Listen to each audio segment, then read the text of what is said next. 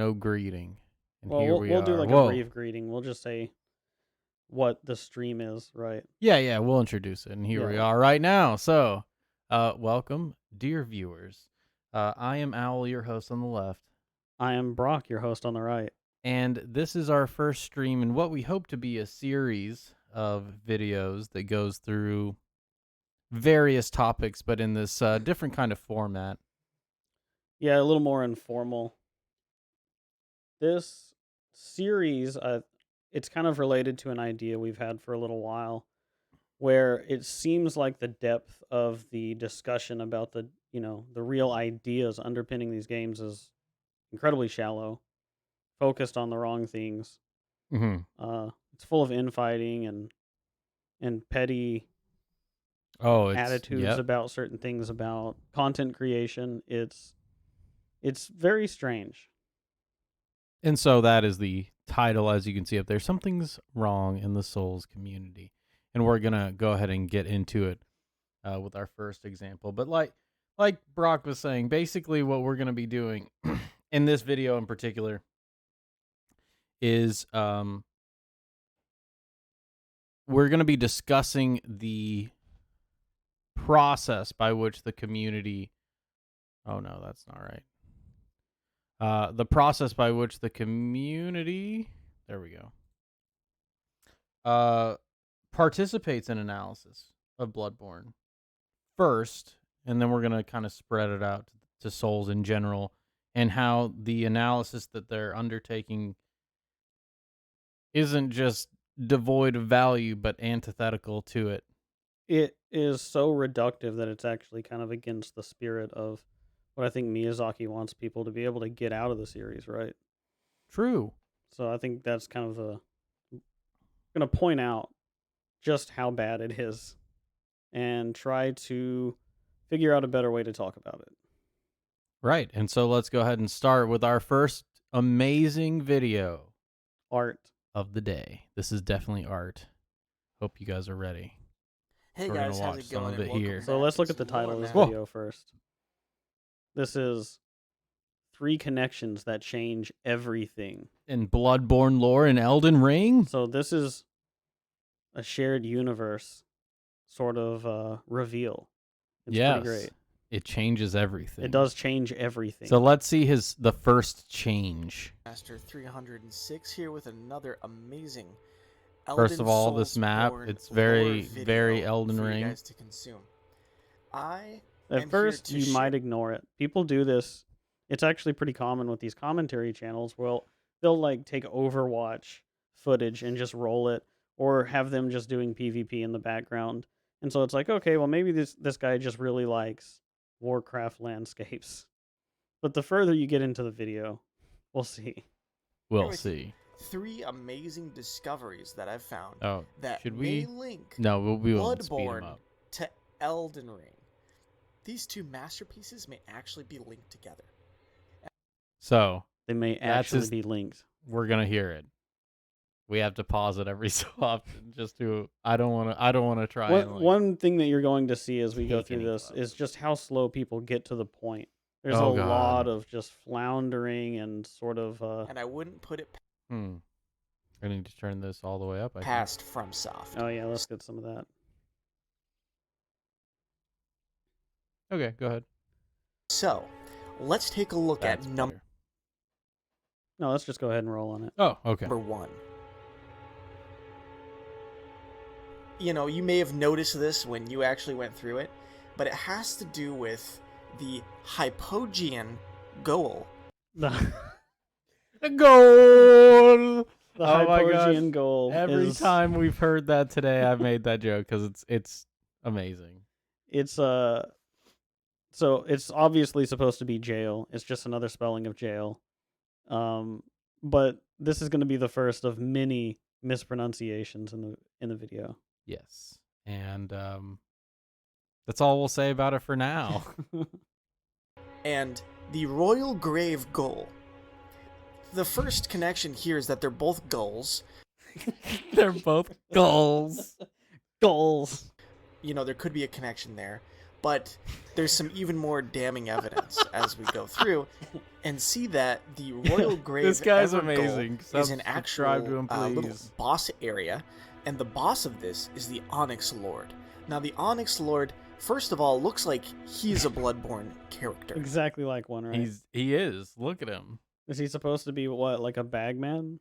He's supposed to be a Thumerian, I imagine.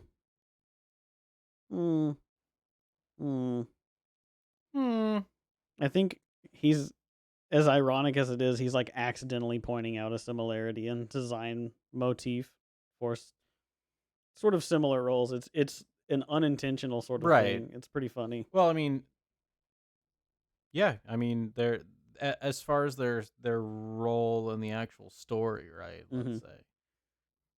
But yeah, I mean, this is why in the early parts of the video I hadn't said anything yet. Yeah. If you take a look at him, he looks exactly like he's from the game Bloodborne. And furthermore, he looks like he's actually from the area Hypogean Goal, which set off red flags for me. He makes it worse. He makes it worse. Oh, so good. So I went and took a look at the drop from the boss, which is the spell Meteorite. Now, the description of Meteorite reads, summons a void that emits a rain of small meteorites. Hold to continue the effect. Here's the important part.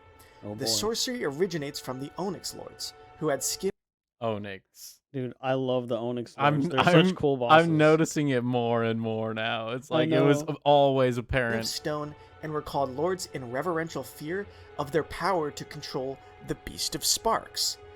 Now, right away, nothing stands out, but then you look at Beast of Sparks, and what do you think? Oh. That's right, Dark Beast Peril. Dark Beast Peril. That's right, it's Dark Beast Peril, guys. Hold on, stop, don't say anything. Oh wait, never mind. Yeah, here it is, Dark Beast Peril. That's the first thing, Beast of Sparks. That is the Beast of Sparks, yeah. Well, one of them anyway. You remember when he summoned meteors?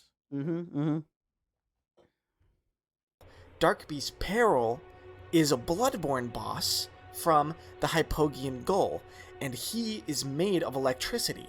Now, whether or not there's a connection there, I think it's a little bit loose, but I would say that these three things kind of add up to make this connection of the Hypogean... But you're right, because what I was thinking actually makes more sense. But and this, by the way, this first thing, I was still kind of on board. I was on board for this. Being the Royal Grave Evergoal, I could hear very more likely. things.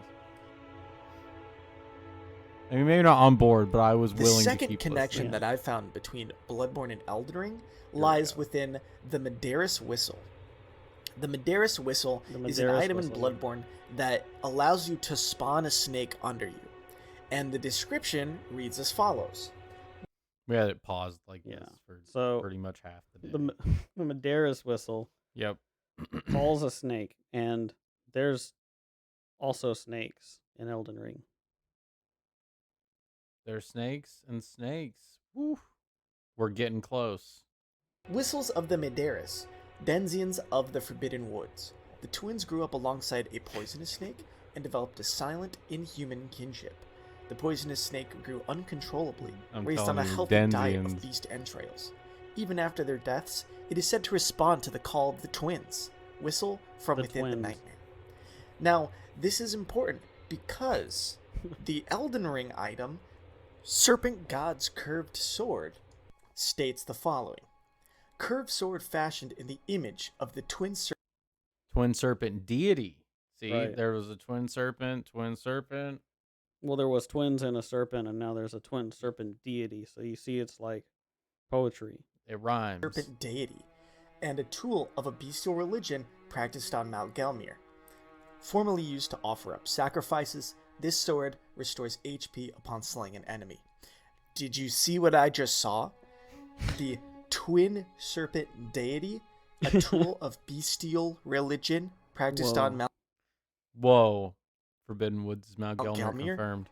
And you look at the Medaris Whistle, and it says that it responds to the call of the twins, in that it was raised on beasts' entrails, then the connection is obvious. Now, I don't want It to is go out here. obvious. This is exactly when I looked at Brock and I was like, oh, I get it now. Clearly. But Clearly. then- But then it gets even better because we have the best connection. On a limb and say something as crazy that maybe Forbidden Woods is actually Mount Gelmir, either in the past or in the future. I don't know. But there's definitely some connection between these two items, and it could implicate There's definitely something some bigger. connection. Now for the most important one. I love the Now, the awkward third silence. and final connection between Bloodborne and Elden Ring might be the most important. Who And is this one this? involves This is like Maria the Stoggle we from always meet. Bloodborne and Marika from Elden Ring. Now, first off, it's immediately Marika. noticeable that these two names are very similar. There's only a K that separates Maria from being Marika, but that alone isn't enough. Every time If we he take a says it, look it at cracks the me up, Marika's dude. hammer description, it reads as follows. Marika. Stone hammer made in the lands of the Newman, outside the lands between, the tool with which Queen Marika shattered the Marika. Elden Ring, and Radagon attempted to repair it. Upon Radagon. the shattering, Marika became no livelier than a doll.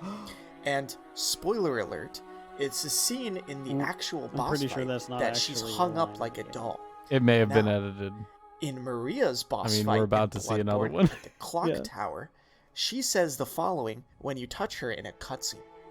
A corpse should be So, if you haven't figured it out by now, this is an amazing creator who is satirizing the community scathingly, Making fun of them. so badly it's amazing. And so, just want to mention that the last line here is not real. It says from your wild curiosity, not grace, in Yeah. the game. But the point of it is still there. Let's go ahead and finish this out, then we can analyze the video. left well alone. Oh, I know very well how the secrets beckon so sweetly. Only an honest death will cure you now, liberate you from Just your talk wild over it. grace. Now this is the Marika. key word, it's grace. If you were to recall the story of Elden Ring, you'll If know you were that to the recall grace the is from the Oh my story of gosh. Elden Ring. and Maria mentioning your wild grace could be a reference between both games. And this is crazy because Bloodborne was made before Elden Ring. Oh, So did the you fact know that that? they could Bloodborne was mention Oh my made before gosh. grace Elden Ring, dude. in Bloodborne sets off some red flags that maybe they were planning something. And all that description about Marika being doll-like is exactly like in Bloodborne, where the doll of Maria is found in the hunter's dream. Now, I'm There you go. convinced these are not all coincidences, and I'm Convinced, sure that yeah. there's more connections out there for the observant eye. Please leave a comment. And that part is great too. And he's like, I'm convinced that these aren't coincidences. And then he says, please leave a comment. Yes. And And we'll- now we get to some So juicy we wanted to start on this parts. video for this reason. Not necessarily just because it's like, oh, If let's just show you everyone a funny video. It's much funnier than that. So, FromSoft does it again. 3 connections between their newest masterpiece, boy. Elden Ring, and their earlier masterpiece, Bloodborne. There are many more out there, I'm sure of it. Stay tuned for more amazing lore videos. The top one, not really too informative. But let's go with some of these. Okay, I'm with you. What timeline do you think these two would exist? Also, do you notice the girl we speak to in Elden with the eye tat has the same thing going on with her eye as the girl with the hat that gives us the wolves summon? We're on that level. This is actually a few months ago at least. that's a really good observation. The third one convinced me the most. Need to upvote that Hell yeah. because he actually gets it. I think they actually get it. Gaol or jail is just an archaic word for jail, but the item description is certainly something. That was the one you picked up, huh? Mm-hmm. There is no connection. We have an official statement. Oh my god. Oh goodness. Liberate you from your wild curiosity. Got him. Got him. Yes, it is curiosity. Seems like this guy changed it on purpose to suit his narrative. Yep. Caught It's him. like, oh my, and that's the accusations from the community towards this guy are just they're the icing on the cake because It's it's so exactly funny. it. Yeah. Because So they go ahead and think articulate some of it. that they can't even pick up on the satire in the way that he's reading every single name And pronouncing everything Every- wrong. like- Even Denzians. saying so many things wrong that they're like, well, Here, okay, you're just trolling, you got me. here's one example of you pronouncing something wrong, and I'm just gonna like correct you and either bounce off the video or not notice at all. The connections are obviously extremely tenuous, right? Obviously tenuous, too tenuous to hold up. Yes. And his phrasing is always hilarious. He's like, I know certainly, like making fun of this way that content creators will latch onto their idea and make these gigantic logical jumps, and then they're completely convinced of something. It's happened a lot, especially with Bloodborne. Yes. So this is so aware of what is going on. It has in the hyper mean community. consciousness, Yeah. even if the creator himself isn't articulating what we're saying about his critique of the community, it's clearly conveyed. Here, Army Studio 7 says, it's America, like saying America, not Marika. Every NPC uses America, grasping at straws to pronounce it just to sound like Maria, to draw some similarity. It'd be great if universes were somehow intertwined, but I think these are all just Easter eggs. Easter eggs. Easter eggs. So, and this is what we mean, because this is a serious issue in the community, is that it's people go with stuff like this with nothing because they are used to having so little to go on. They kind of have lowered the presumption of evidence or the what am I looking for? The evidence requirement? I don't know. But so that's this first video and some of those comments. Like we said, If you look at that really- ratio there, you can see that there's a lot of people, especially whenever you read all of the comments and you find one or two people who actually got it. It's like, how many of those likes understood that they were liking satire, and how many of the likes were just like, yeah, that really made me think. Man, I really wish I had that clip, because that would be a perfect time right now. I mean, that's Yeah. literally what they're doing. And they're giving it a like. Yeah, and so like even here, what's interesting to me, the presence of outer gods in Elden Ring seems similar to formless great ones in Bloodborne. Good observation. There it is. So, that's kind of the start of the video. Now, I do want to say, like we were in the beginning, if the Onyx, not Onyx, and he changes. Also, that's another thing. If you just please rewatch this if you haven't, it's actually a kind of a work of art because of how much he's and how much been I able didn't to even weave the joke recognize in, it. yeah. I didn't even recognize it until the second or third watch through, when I'm like, oh, he's changing how he's saying, because he says Yeah. Onyx first, then he says Onyx.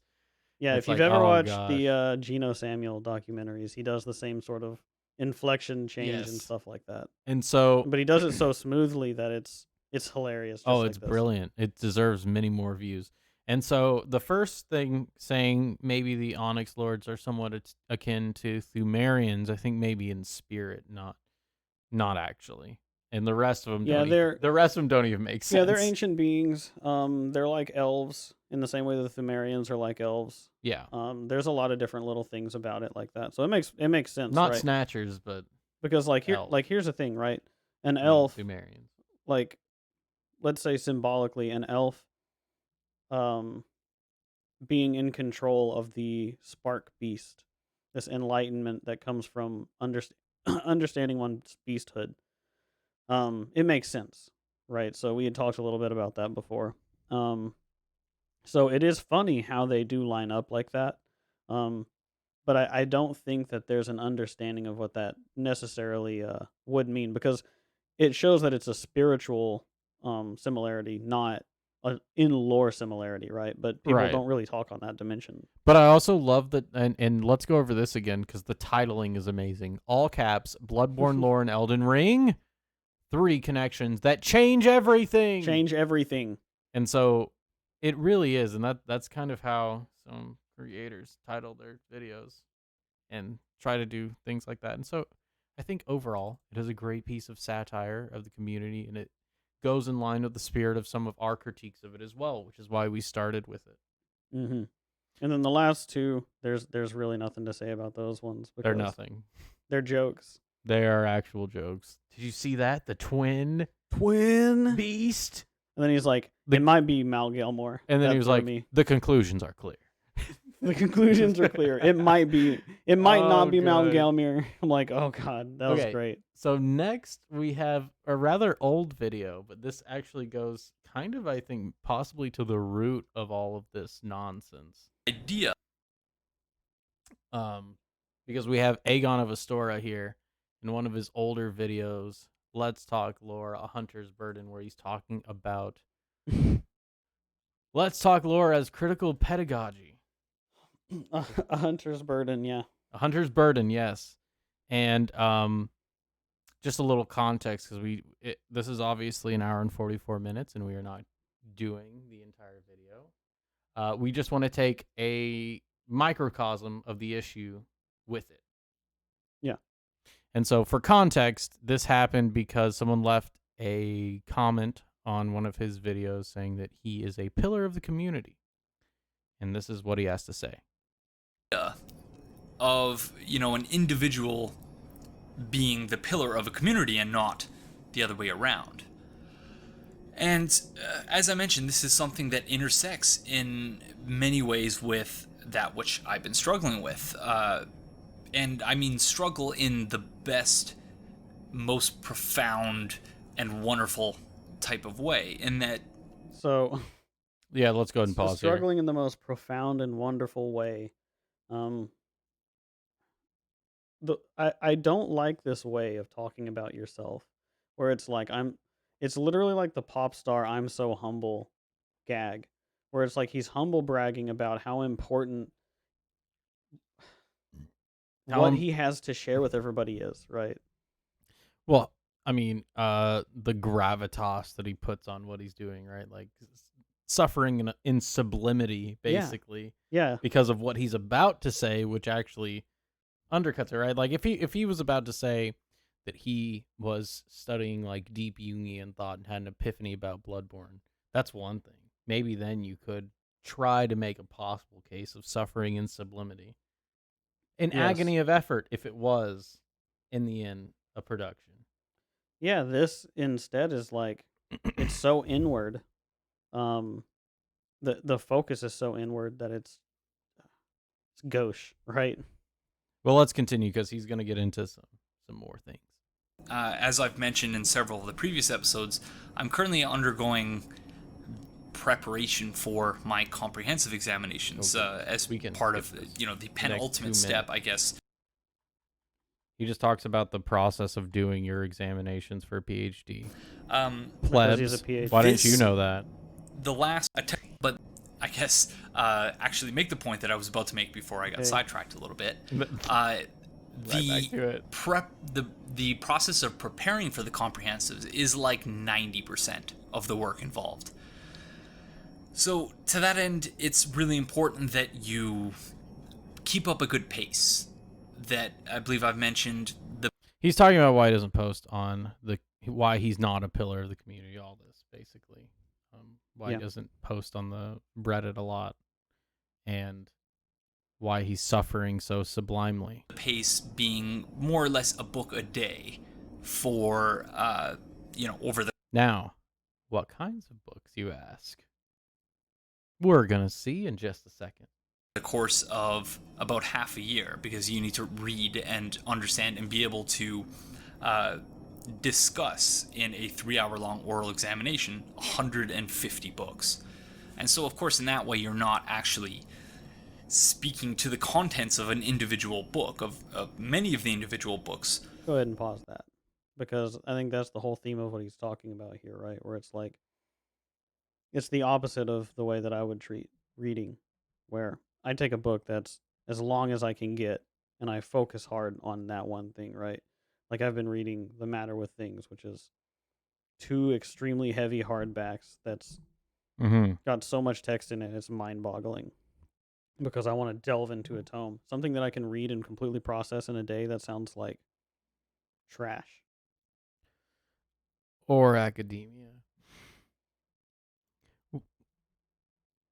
Yeah, I would say. Like, The understanding just doesn't happen like that. it, Not for things that I think are meaningful, anyway. and especially because, like some of these books are like 100-page academia like references, and not to trash on that too much, but I'm gonna trash on it a lot probably. Yeah. Anyways, let's go ahead and continue. And that you are 'Cause I think it's more coming so up. just kind of mapping the field through and around and, you know, in between these different texts and their authors and what they signify in the field more generally. In the field, see, he's definitely reading academia in his specific field. Yeah. Now, if that was to apply, and I agree with you, like it's not. What I was trying to point out was the plurality of the thing instead Mhm. of it being focused on the individual. And so he's saying in this video in a different part, he's like, I can't distinguish the individual from the social. Well, let's say this is a political science doctoral candidate who's doing their dissertation on the Gulag Archipelago and hasn't read 150 books. Is that any less valid? I don't know. Does it? Which is why I said I'm going to trash on it. Yeah. But to get to the point of why this is not good for the community is because it is taking this context outside of it. And what he's doing with all these books, he's even saying here, is he's synthesizing them in their social context, which I don't think we got to that part. Yeah. He's just taking so long. It's after to get this to though, it. right? Yeah. Yeah. So we'll get in. Yeah.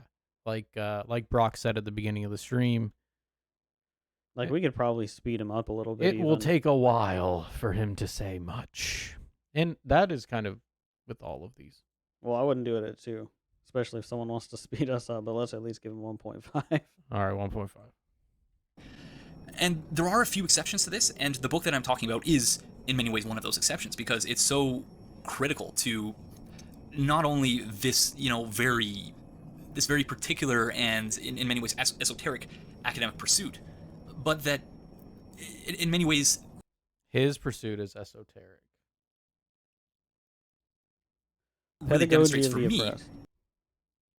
Yes. He's put up on the screen right now. So let's say a little bit about that. So if you're just listening, because I know sometimes people like to just listen to the YouTube video, he is now superimposed the cover of Pedagogy of the Oppressed by Paulo Freire, and he has been for this entire time standing in one place in Bloodborne with his character pointed towards the camera. He has not touched the controller this entire time. But I want to mention This is 9 minutes into the video. just some historical context. The ideas that are within this book come from the earlier 20th century French philosophers like Foucault, right? Yes. And they come from an even earlier tradition, Hegelian, if you want to say. And then you can even go earlier than that and go straight to Marx, where he got it from the French Revolution. And that's kind of where it all starts. Now, in my opinion, the people of the French Revolution did a lot of similar things as the Ulyssilians in Dark Souls. Yeah. And so, And that's actually a part of Bloodborne. yes, and that's we actually need to have that historical context because Aegon is not really going to go into that. He's not even going to. He's not going to touch on it whenever it comes to Bloodborne's themes, where he should be able to recognize it. Yeah, well, his attention is turned elsewhere. Yeah. But it spawns this idea that we're going to get into over and over on this channel about Ulysil, and Ulysil being probably the most important place in Dark Souls for me anyways. Yeah, definitely. And here the pedagogy of the oppressed, the wielding of one's suffering as a weapon. Yeah, as a weapon. So let's go ahead and let him continue.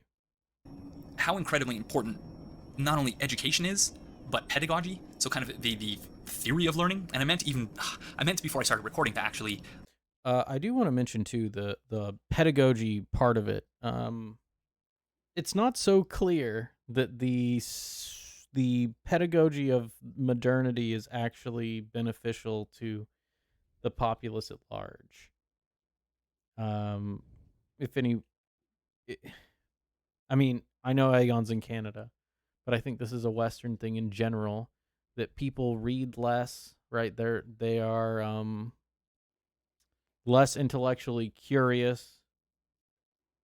All those things, despite the Definitely, yeah. fact of their of the new pedagogy that's come out, right? Right. Well, anyone who actually has their finger on the pulse of what's happening in the the American public school system knows just generally how bad students have been suffering and how much they've been trailing downward, especially following everything that's been happening globally, right?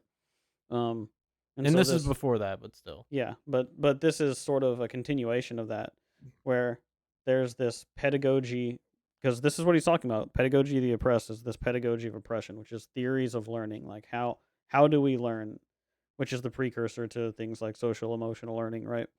Which, you know, wherever you stand on that, I don't think that you would be able to convince me that it comes above and before things like basic mathematics, diction, all of those types of things. Um, but we've seen a serious Well, in the way too, downturn, I would say. the way too, it's being discussed and implemented on the university level, at least, is bringing in those components of pedagogy by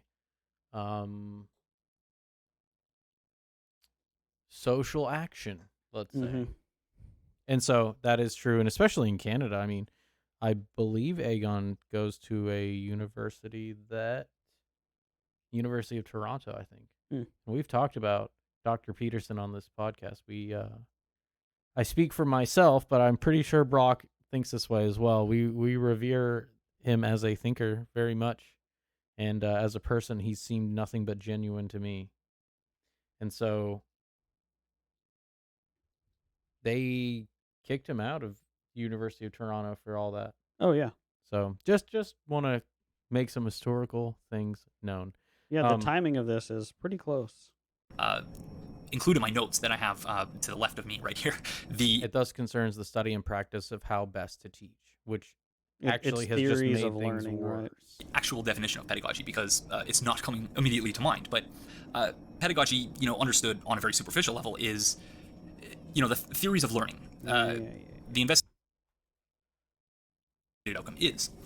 And so the book that I'm talking about, achieves the best possible outcome, whatever the outcome, the desired build Best a outcome. manner of structuring education that achieves the best possible outcome, whatever the outcome, the desired outcome or stated outcome is. And so, like we were saying earlier about how we can route this all the way back to the French Revolution, this is that idea of equality of outcome. It's explicitly stated here by him, and he does lean into this and commit himself to it here as he talks. And so we're We're getting just an getting idea, started and- because he's not even halfway done right now. yeah, well, I mean, we're not going to go through all of this. Yeah. I think we're going to wrap this part up pretty quick. I just want to Yeah. mention these ideas because it's going to paint how Aegon sees these games. And it's also going to paint sort of the theme of what this video is, because this is Aegon's attention, right? This is what he's what he's Yes. focusing his attention on is specifically the status of victimhood, right? And the idea that is it should be part of a core identity, right? That plays into specifically what Bloodborne's themes are, if you understand madness and the way that Miyazaki likes to talk about madness. And we'll get into that. Let me see how much further we'll go. And so the book that I'm talking about is so incredibly foundational in many ways to, and I am getting to the point, I promise, but it's incredibly foundational to virtually any pedagogical text or theory or way of looking at the world that exists today. And any pedagogical theory that exists or like worldview, everything basically. I use that very broad language purposely because pedagogy isn't just for the classroom. Yes, it is in many ways tied to education because education is in many ways tied to everything else in the world. However, but pedagogy stretches you beyond should that. always be educating people. The author I'm speaking of, whose text I'm describing, is Paulo Freire, and I apologize for the anglicized. I've heard this 3 times already. Interested in hearing to what extent my Brazilian viewers, because I know I have a number of Brazilian viewers, but I'm very interested in hearing among them, I believe, a Vicious Hunter and a couple of others whose names I'm not going to mention because I'm less certain about whether they are in fact from Brazil. Up. But the person I'm talking about is Paulo Freire, who wrote in 1970 a book called Pedagogy of the Oppressed.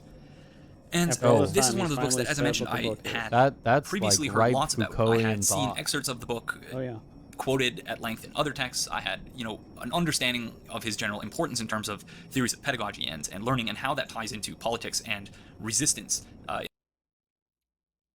Politics and resistance. We're getting to the hashtag resistance. Oh no, it's only November 2015.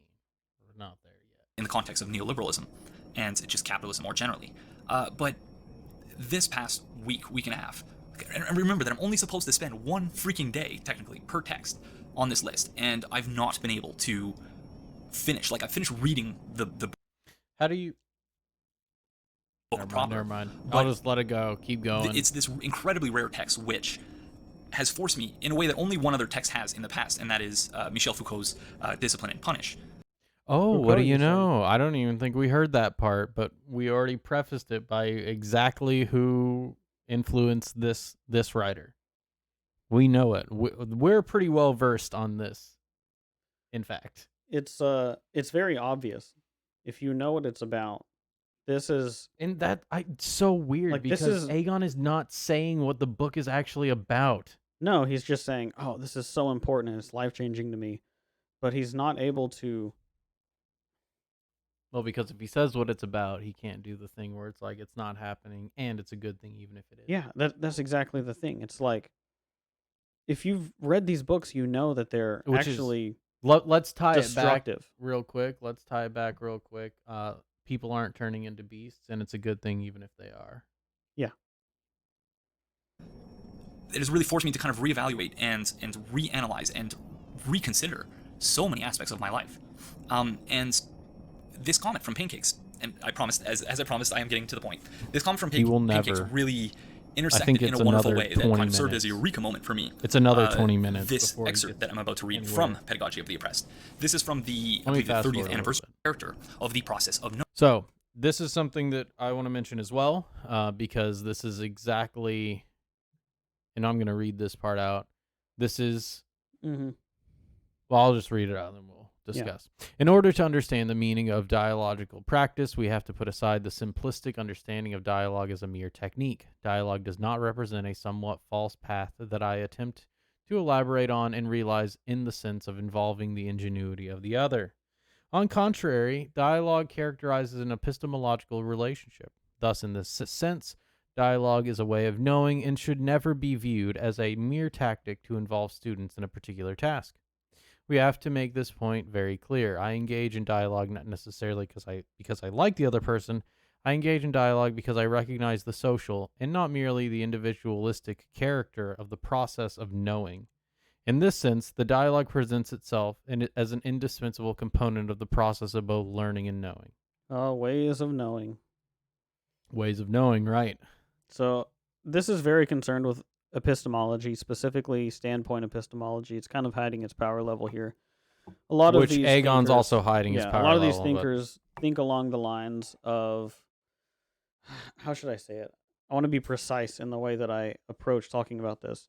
It's sort of, whenever you see someone ridiculously speaking about their truth, or I'm speaking my truth, like they have their own personal standpoint that is a way of knowing that is unique and just as valid as any other way of knowing. Well, he's also talking about the social knowing and not being an individual who knows. Now, I agree with the dialogical statement. I actually value dialogical process, but he says it's greatly. Not. He says he basically says what it is by saying what it's not. He says it does not represent No, it's just a way of knowing. a Which false is path that I attempt to elaborate on and then realize in the sense of involving the ingenuity of the other. Meaning that if I'm on the wrong path, the other person can help me. It's not that. That's what he's saying. it feels like that's what he is saying. Read this sentence Dialogue here. does not represent a false path that I attempt to elaborate on and realize in the sense of involving the ingenuity of the other. On the contrary, He's saying dialogue. no, just stop there. Because he's saying that's not what it is, but that is what it is, isn't it? If someone's on the wrong path You in s- you're a saying dialectic, you're if saying- someone's on the wrong path and they involve the ingenuity of the other person, they can realize the error in Are their you path. saying that dialogue does represent a somewhat false path? No. You're reading it wrong. There should be like a comma here. He's saying that if in the dialogue he is attempting to take a false path and he realizes that it is a false path because he's involved the ingenuity of the other. I see. I see why you'd I be mean- confused though, because it says it. Yeah, he's saying less. Okay.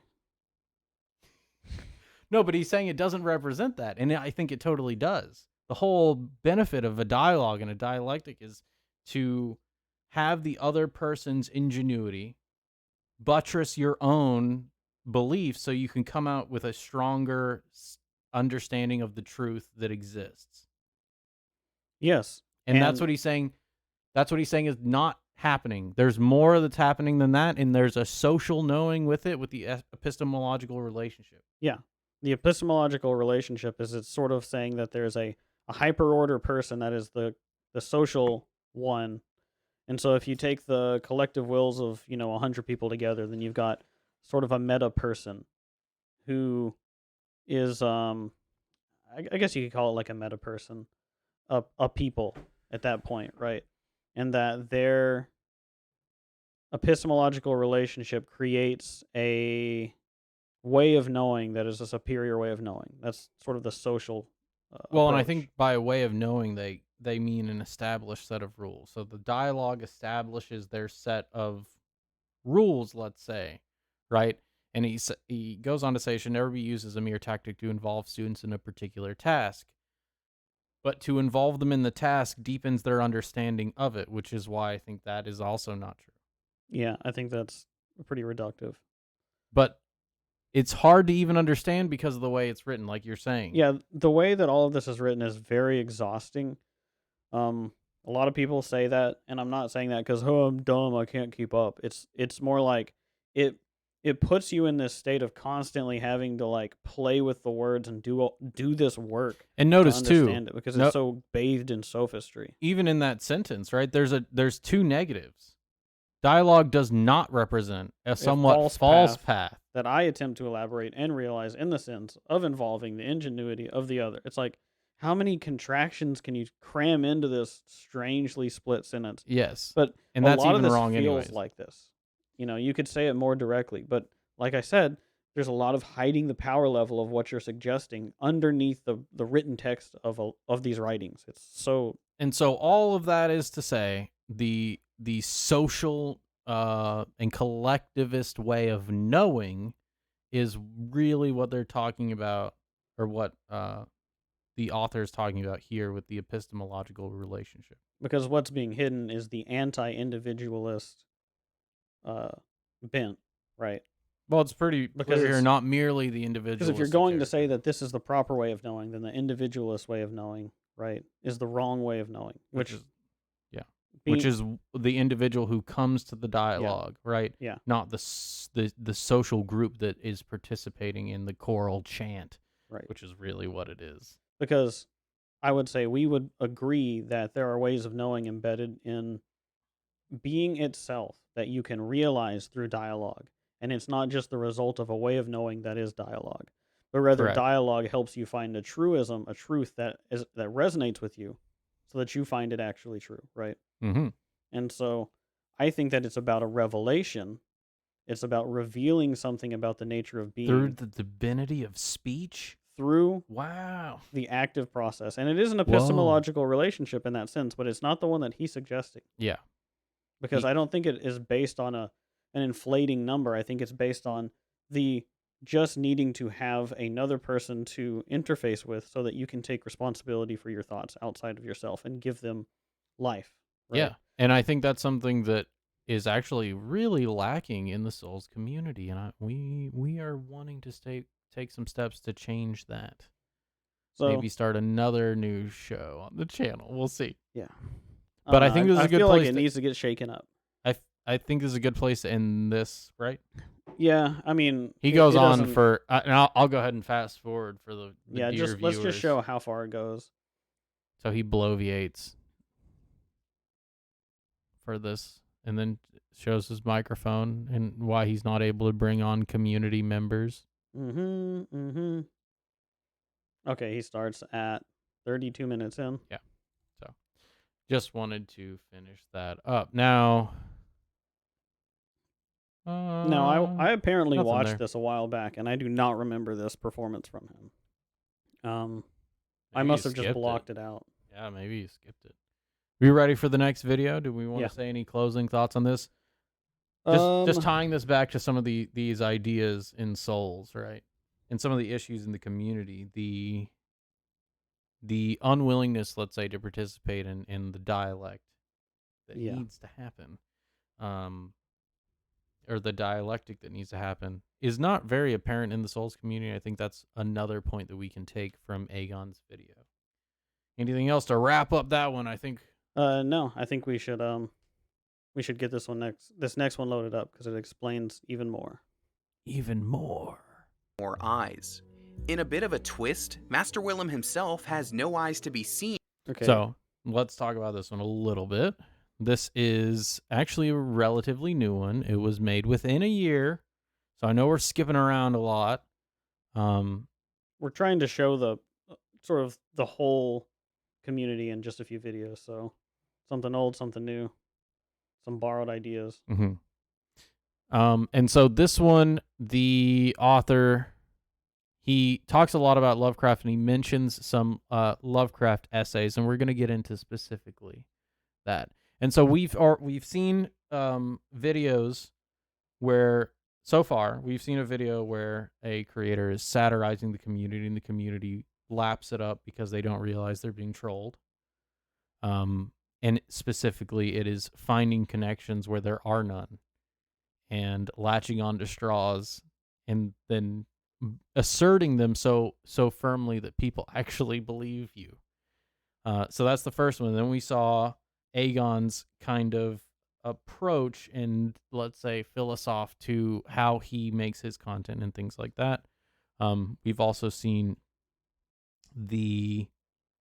what we've said about the dialectic and how there needs to be a participation in that in the Souls community, not just a choral singing, let's say. Yeah. I think that fits with the choir as well.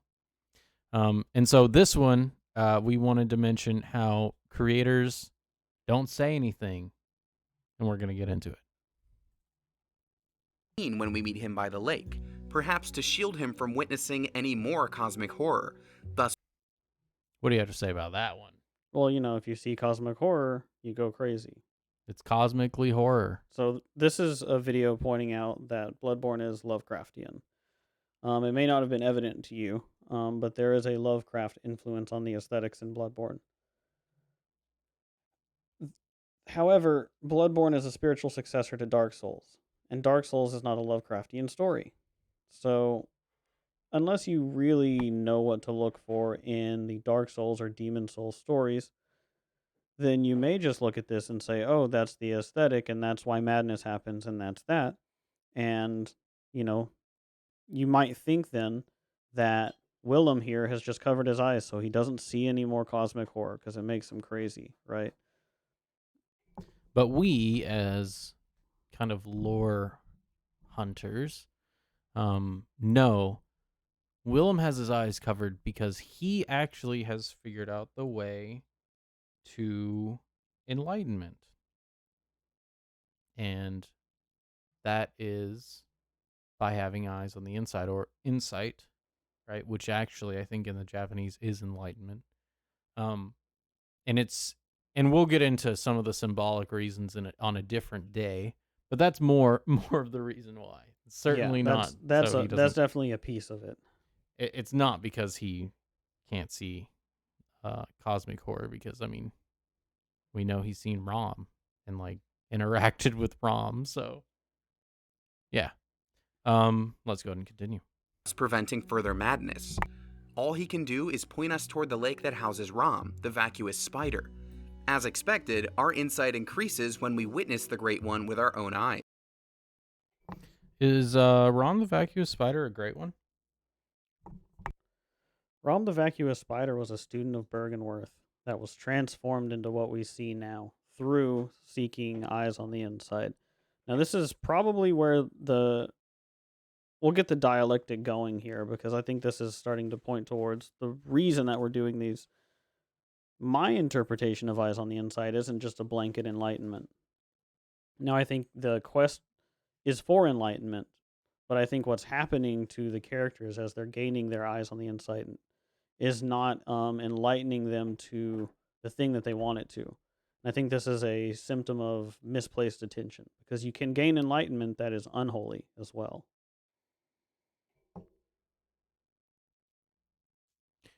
Is it enlightenment that's unholy, or used in an unholy way? It could be a function of using it in an unholy way. So with Rom hiding the secret of what Mensis was doing, being tied to the fact that Rom is vacuous. Rom is called the vacuous spider because mindless, right?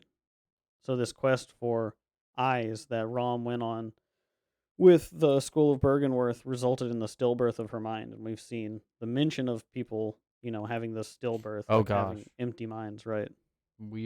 I don't know how far we can go with this, because we're gonna have to start unpacking a lot. So, but just to point that out, this is along the lines of what we're generally expecting people to talk about if they're going to tell us about the philosophy of these things, right? Mm-hmm. Because more of what I'm pointing towards is that eyes represent attention. They always have in all of the archetypal stories we've looked at, right? Yes. And so the focusing of eyes on the inside is more like attention on the inside, inward attention, right? Which is what I was getting at earlier. But I mean, that's why I said we wouldn't get too into it. Mm-hmm. Yeah, because that's what Willem has discovered, and that's actually He's discovered the way forward. where to focus attention. Mm-hmm. To do what? To gain some insight. For him, it would be to find a better way to progress than engaging with the blood, right? Which is more of a complex conversation because it has to do with that. So we gotta unpack that. But really, I would if I was to try and narrow it down, and this is something too that I want to mention that I think I mentioned in the last video that we recorded that will never see the light of day. The Stone Date theory. Willem has mushrooms growing on his back. And this is something I liked from the medical metaphor analysis from Chard Thermos as well, is his video about Bergenworth, because it is very in line with the design that he shows from the research hall in Edinburgh, or the university in Edinburgh. And does he drop the eye rune? Yeah. I think I align more that, where you're at for him specifically, with him gaining the insight in his own way and knowing to fear the old blood. Oh yeah, that Willem, and you don't have to talking kill about Willem. Ways of knowing. People get down on Willem, and I don't know why. That's all I'll say. Because of a stupid chair slam, I guess. That Chair video's hilarious. slam. But anyway, so Willem has mushrooms growing on him, and it is that idea, the Stone Ape theory, where human beings transcended their bestial ape-like nature by consuming psychedelics. And it's not so reductive as to what Chard Thermos is saying, like, oh, they're just getting high. It's not that, because there is a deeper pattern to the fabric of reality that Miyazaki is clearly aware of. I mean, Elden Ring goes a long way in spelling it out for you if you haven't figured it out. Yeah, Elden Ring is like, hey, look, you guys aren't paying attention. Look. Yeah. And so there is a cosmic pattern, and it can be observed, and it can be experienced by taking these psychedelics. And so we can see these mushrooms, and we can infer some of those things about Willem, that possibly he's been tripping and gaining insight and realizing that it is inward that people must look in order to overcome their bestial nature. Right. If I was to put it That out. is the place to look, Yes. and that it's not guaranteed. Right. And so that's all I'll say. Yeah. Good thing arachnophobia is rare among us hunters. I don't like clowns, though.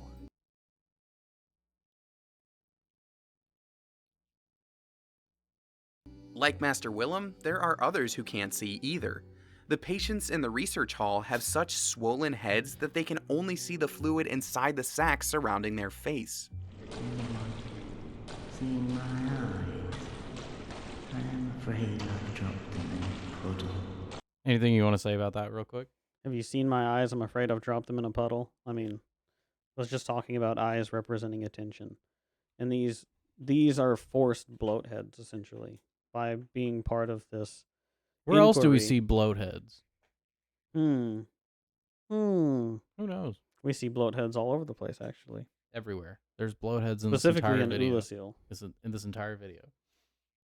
Except for the first guy. He's great. Okay. But yeah, I've dropped my eyes in the puddle. Their head is completely covered in brain fluid, Mhm. and they're not able to see because that's what their whole form is like. So this whole idea of having your eyes in the puddle, right, sitting in the water, and how Well- they hear the ocean all of the time whenever they're in this state, right? It's to show that they're not conscious. Well, I think it's saying that adopting a fluidity and spirit makes any attention and any let's say momentum forward impossible. Well, they're not intentionally doing it; it's being done to them, right? I think some of them are definitely intentionally here. Like the Adelaide, definitely. I mean, you think she came here intentionally to have this done to her? Perhaps. Okay. I mean, think about the bloatheads we see that have that done to them. Well, I wouldn't equate these with the bloatheads for that reason, because the bloatheads have earned their bloatheadedness, whereas Yeah. these are research Well, hall and patients. even still, like adopting whether it is or not, whether it's hoisted upon you or not, adopting a fluidity in one's spirit is not a good thing.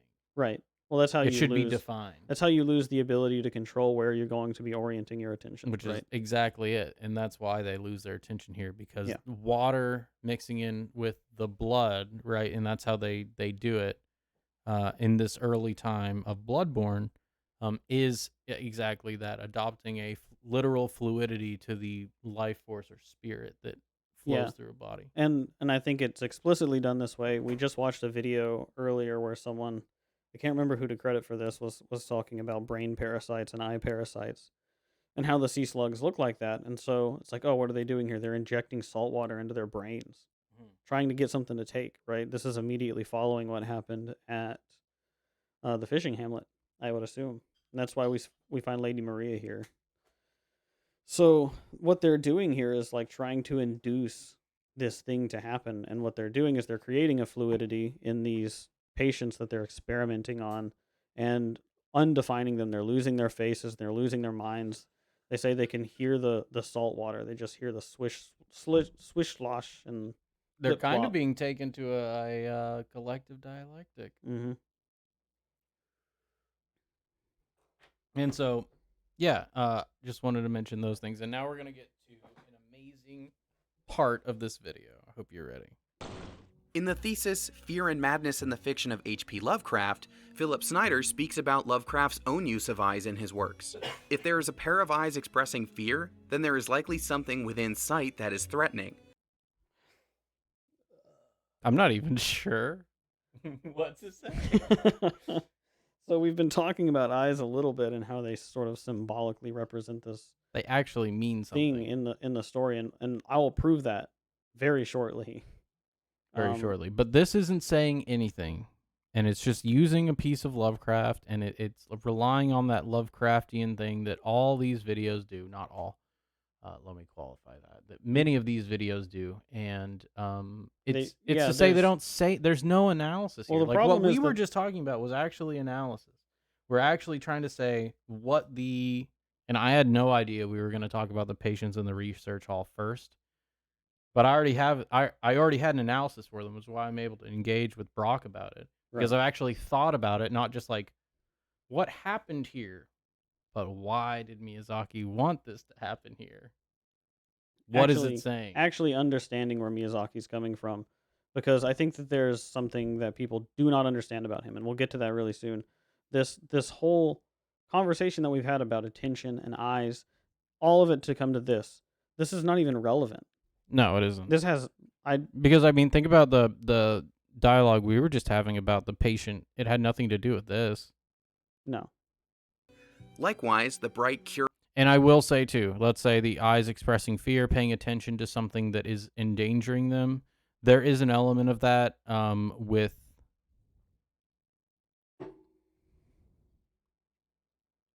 not even this game. It really would be Dark Souls, because the petrification is what I was going with there. But I don't even. There's nothing like that in Bloodborne, is there? Like what specifically? Like petrification, like something looking at you and freezing you, or I mean, it it's wouldn't pretty really close. be frenzy. I mean, you get your blood petrified by being seen by the brains. Yeah, but that's not. I wouldn't really say that that's the same. No, You think that's the same idea as a No. predator, the like ancestral? Okay. I don't think so.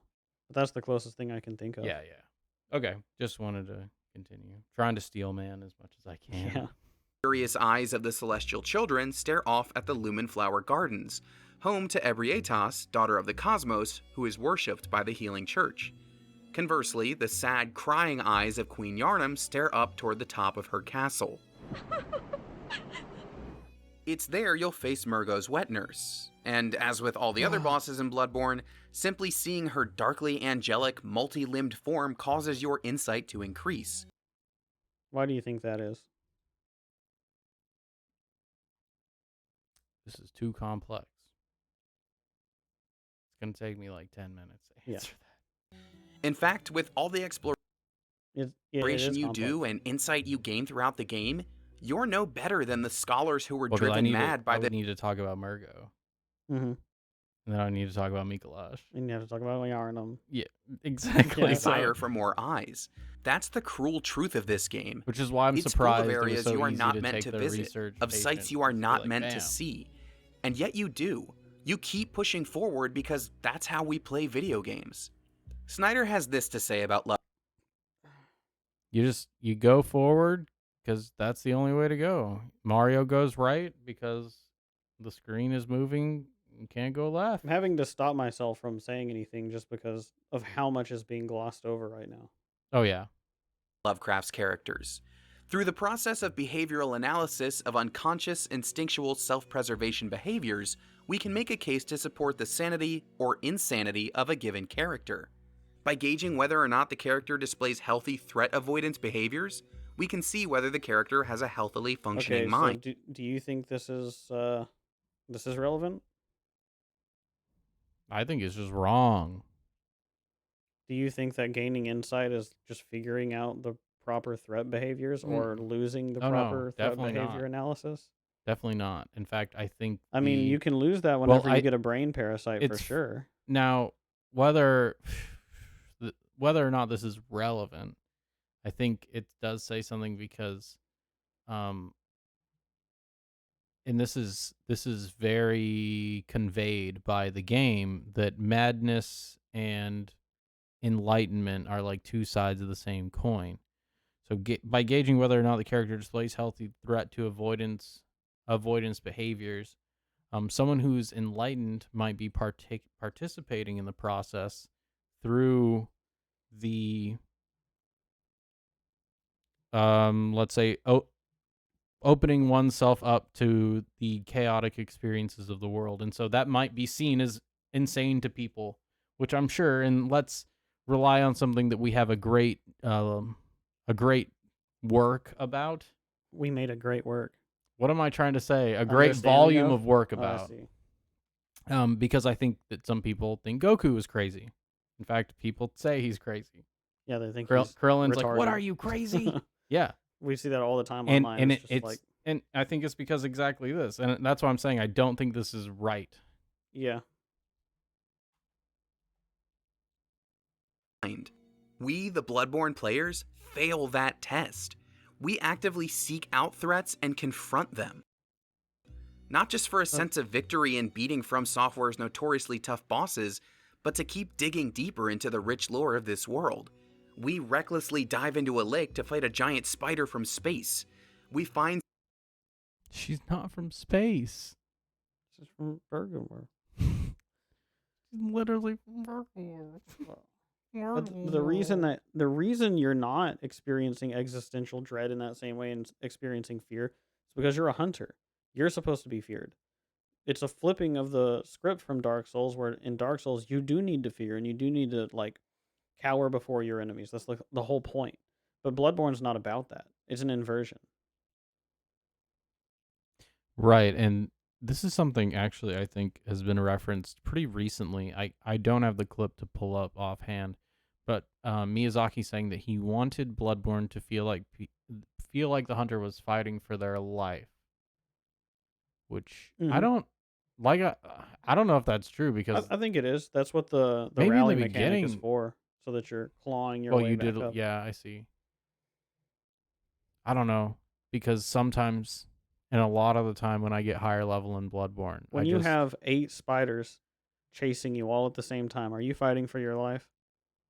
no. I'm kiting them one at a You're kiting time for your life. so that I can hit them when they're not. Because you were definitely fighting for your life the other day whenever we weren't even that deep, right? There was like 4 spiders and a couple of different had a what was it called, the not the witch but the sage. Mm-hmm.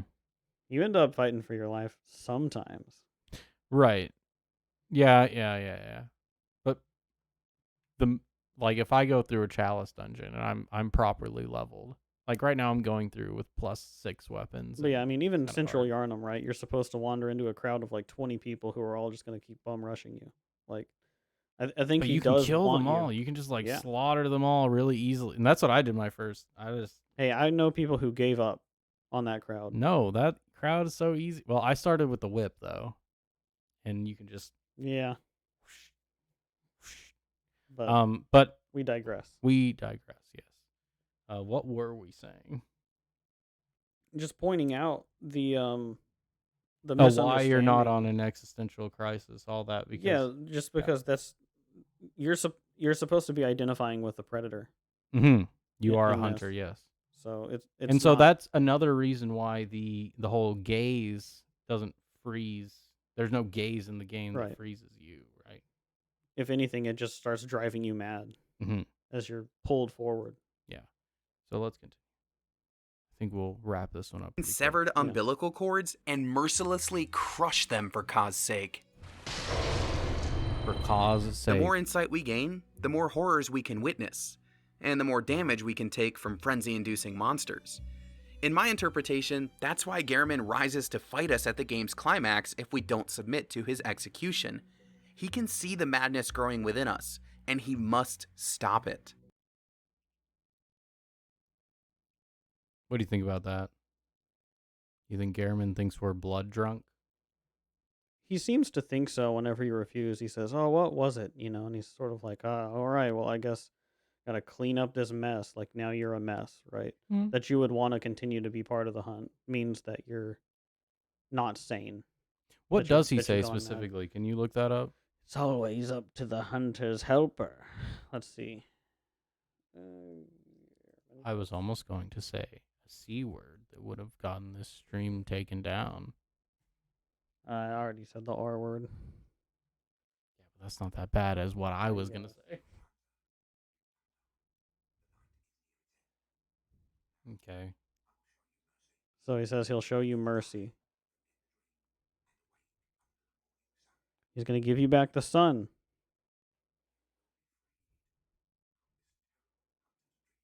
You'll be freed from the terrible hunter's dream. And if you say no, no,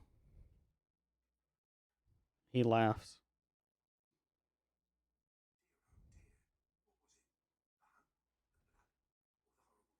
The hunt, the blood, or the horrible dream, right? yeah, what was it? And What was it?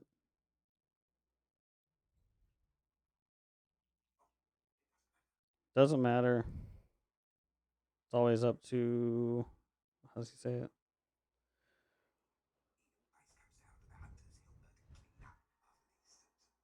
It always comes down to Mhm. the hunter's helper, yeah, To to clean clean it up up. after these sorts of messes. So I think that is pretty in line with what's going on, but I think it's missing the broader point of what's happening here because you're meeting Garamond under the great tree, right?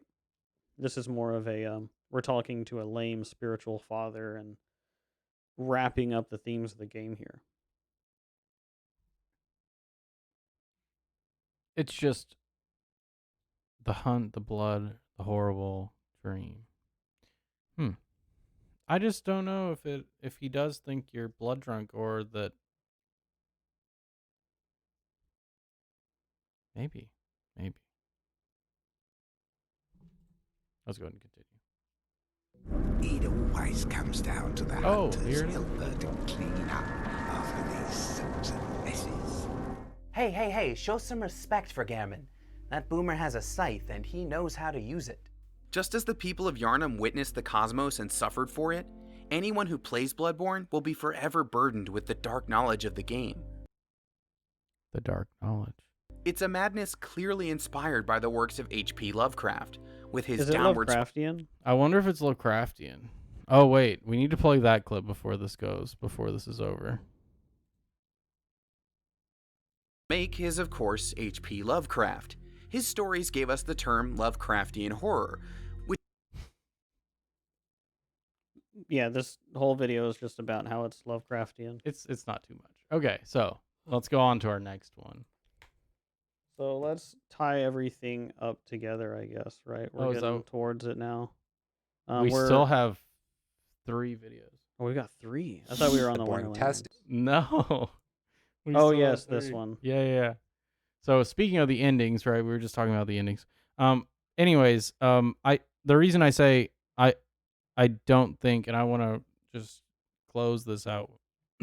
The reason I say I don't think that Garamond necessarily thinks we're blood drunk, is because he does wonder like what is making you want to stay, right? Mhm.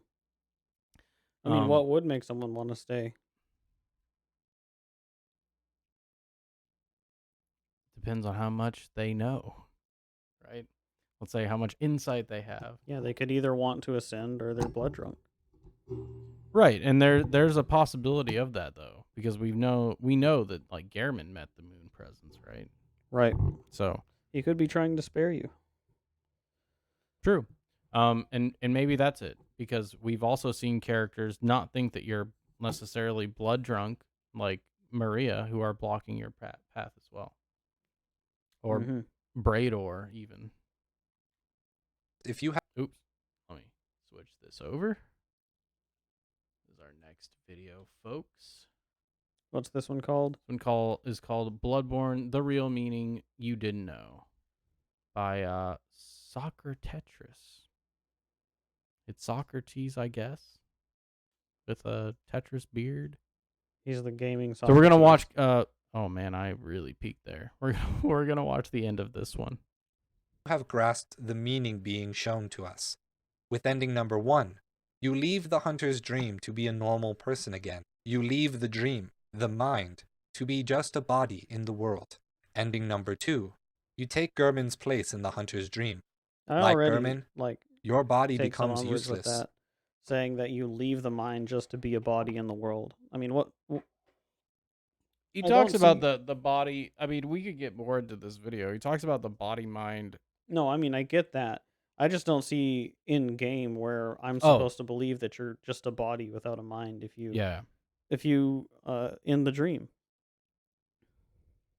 Yeah, there's not much. It's just really asserted, which let's tie it back to our main thesis of the video. The people in the community make these assertions. There's no dialectic involved, and then it's just kind of accepted by the community. I mean, let's look at this video's reception. Actually, it's pretty low.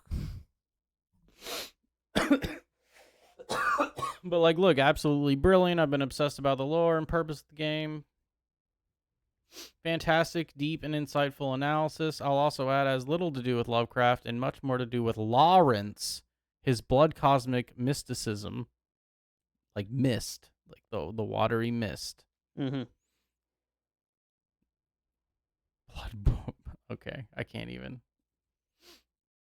and you become bound into the mind. And with the true ending, if you have gained the body of a I think what he's doing is he's confusing the waking world and the dream world for simply a body and mind. A body and mind allegory, which I don't know how Miyazaki personally feels about allegory, but it doesn't come off to me that and there's specific parts of it, like allegorical things that are in the lore of Dark Souls that are actually wrong, because I don't think Miyazaki actually likes allegory. Well, I also don't think that you're going to have the great ones resemble organs in the body if it's just going to be that the hunt and all the dream worlds are only mind. Like, I just don't know if you Yeah. can do that. And we've listened to this whole video already. We're not really trying to like straw man this position. It's not there though. Not in the way that would be satisfying to me. Right. There needs to be a preponderance. That's what I was looking for earlier. The preponderance of evidence has been lowered. Yeah. And we need to rebuff that, because there are certain things that have happened and certain things that haven't. And one thing too, that I don't think we have a clip of this, but this has happened. I mean, Brock and I've listened to it today, even multiple times, where someone will challenge another person's idea of Bloodborne, and then the challenge will just go, and they'll be like, "All They'll right, just sidestep it and never well, address it. we and then address it's that over. point," and then they'll move on. Yeah. Whereas as you can tell, we really try to dig in. As soon as we hear something we don't agree with, it's like, whoa, whoa, whoa. Let's get into the But that's bottom the of thing, this. that we need to get to the bottom of it, right? And that is the process by which it is. It's not That is the dialectic process. It's not asserting that you know the right way and discounting your opponent's position. or that an individual can't manifest an idea that is central to the beliefs of a community. Unless they're oppressed. Yeah, well, there you go. great one through blood, and mind of a great one through insight, you usurp being from the moon presence, and become an infant great one yourself. You have fully grasped the aspects of body and mind, and achieved metamorphosis, where Bergenworth and the Healing Church failed. They wanted to become gods. So this raises the hardest question of the whole game. What is a god? All right, so now we're getting to the philosophy. Yes. This is the real meaning. Let's hear it. Here it is, and we're gonna address it. What is a god?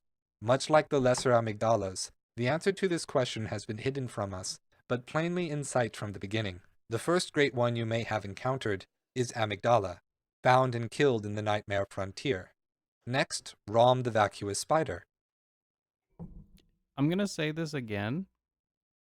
Is Rom a great one? Rom's a failed great one. Pretty sure she's kin. She's vacuous. She's kin kin, right? of the cosmos. I mean, I know for a fact She drops a kin cold blood when you kill her. because I have kitted out several characters in the Chalice dungeons with kin gems against her. So I know she takes kin damage. Is she a great one? No. I didn't think so. No, see, Found and this is something that we were talking about the other day with the Ease Chalice and whether or not we're supposed to interpret it that the great ones we see evolved from the inhabitants yeah. of the Ease Chalice, or if they were exterior beings that Ease made contact with. And I think it's the latter, right? Mm-hmm. And that there's kin to the cosmos, but then there's great ones. And I would need to see more evidence to believe that Kaz is a great one that came out of Laron. No, the name cause itself, or some say cosm, implies a macrocosm. Right, which is the exact thing. I need to see some more evidence of people actually becoming great ones. Because that's what a great one is. Because And as we're far about as to I get can into tell, this, it's like actually, so. the first time it happens is here with us, right? This is the first time the three umbilical we're gonna cords answer come this together, all that. question. killed because- in the Moonside Lake. And while there are others, I want to skip to the moon presence, found and killed in the hunter's dream. What these three have in common is that they all exist within their own realms, both separate from but connected to the setting of Bloodborne, other than Amygdala as an entirely optional boss. Killing Rom resulted in the Blood Moon. No. False. Wrong. Very wrong. Killing Rom revealed the blood moon was already there. It stopped it from being hidden. It didn't cause it to happen. This is something that has been happening. Yes. And Rom was preventing its effects. And so... We're not explaining in this video why killing Rom No, that's going to did take that, 10,000 years. but there is a reason. It is not an arbitrary thing. We're not just And it also being makes sophists. it makes me wonder why you put such emphasis on vacuous, because it's clear that she still has some wherewithal. We'll get into what empty means, really. Yeah. And so really it's hiding the communication with Murgo and the Wetners. But let's go ahead. A massive change to the world state. Even killing bosses that are not great ones, whether it be just bodies like Vicar Amelia or just minds like Mikolash, the world's Just minds and just bodies. I really feel like he's trying to fit these into that state analysis changes and not as coming well. from it If an organically. ascended mind like Mikolash can Which is exist as a another world within a mind, criticism. and an ascended body has a physical effect on the world itself, then fully ascended great ones are both. A god is a being where thought and embodied reality are one and the same, not just a mind that thinks or a body that lives, but where mind is body and body is mind. Bloodborne posits that the mind-body paradox is only a problem because of the kind of thing that we are, because of the limits of the human being. What do you think about that? I don't think it's a very elegant way of wording it, but I don't completely disagree with it. That the reason we're not able to close the circle on the body-mind paradox is because we have the limitations of consciousness? Because we're self-aware beings, because we're, for instance, we're symmetrical and our brains are left and right hemispheric, and that our entire experience of the world is dialogical. Mm-hmm. And so we are defined by our limitations in that sense. To solve the paradox, we must ascend to greater heights. We must become a being where thought and being are one. Thank you for watching, everyone. Which I think, Okay, so now we can talk about the place where thought and being are one, right? well, I think what he's getting at, right, is the spirit, the culmination of that, right? The instantiation, the embodiment, and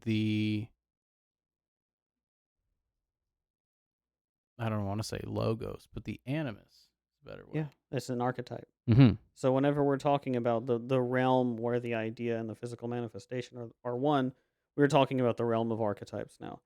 Specifically because this is what he's been trying to get at this whole time, talking about unconscious meaning and all of this, is that a god is an idea, something that inhabits the realm of ideas and affects the world just on the mere presence of its idea alone. Mm-hmm. It's like memes. Yeah, definitely. A Well, it's higher a little order higher being. order than that. Yeah. Yeah. Memes It's are, not just conveying an idea, but a memes are spirit. like it, I should say.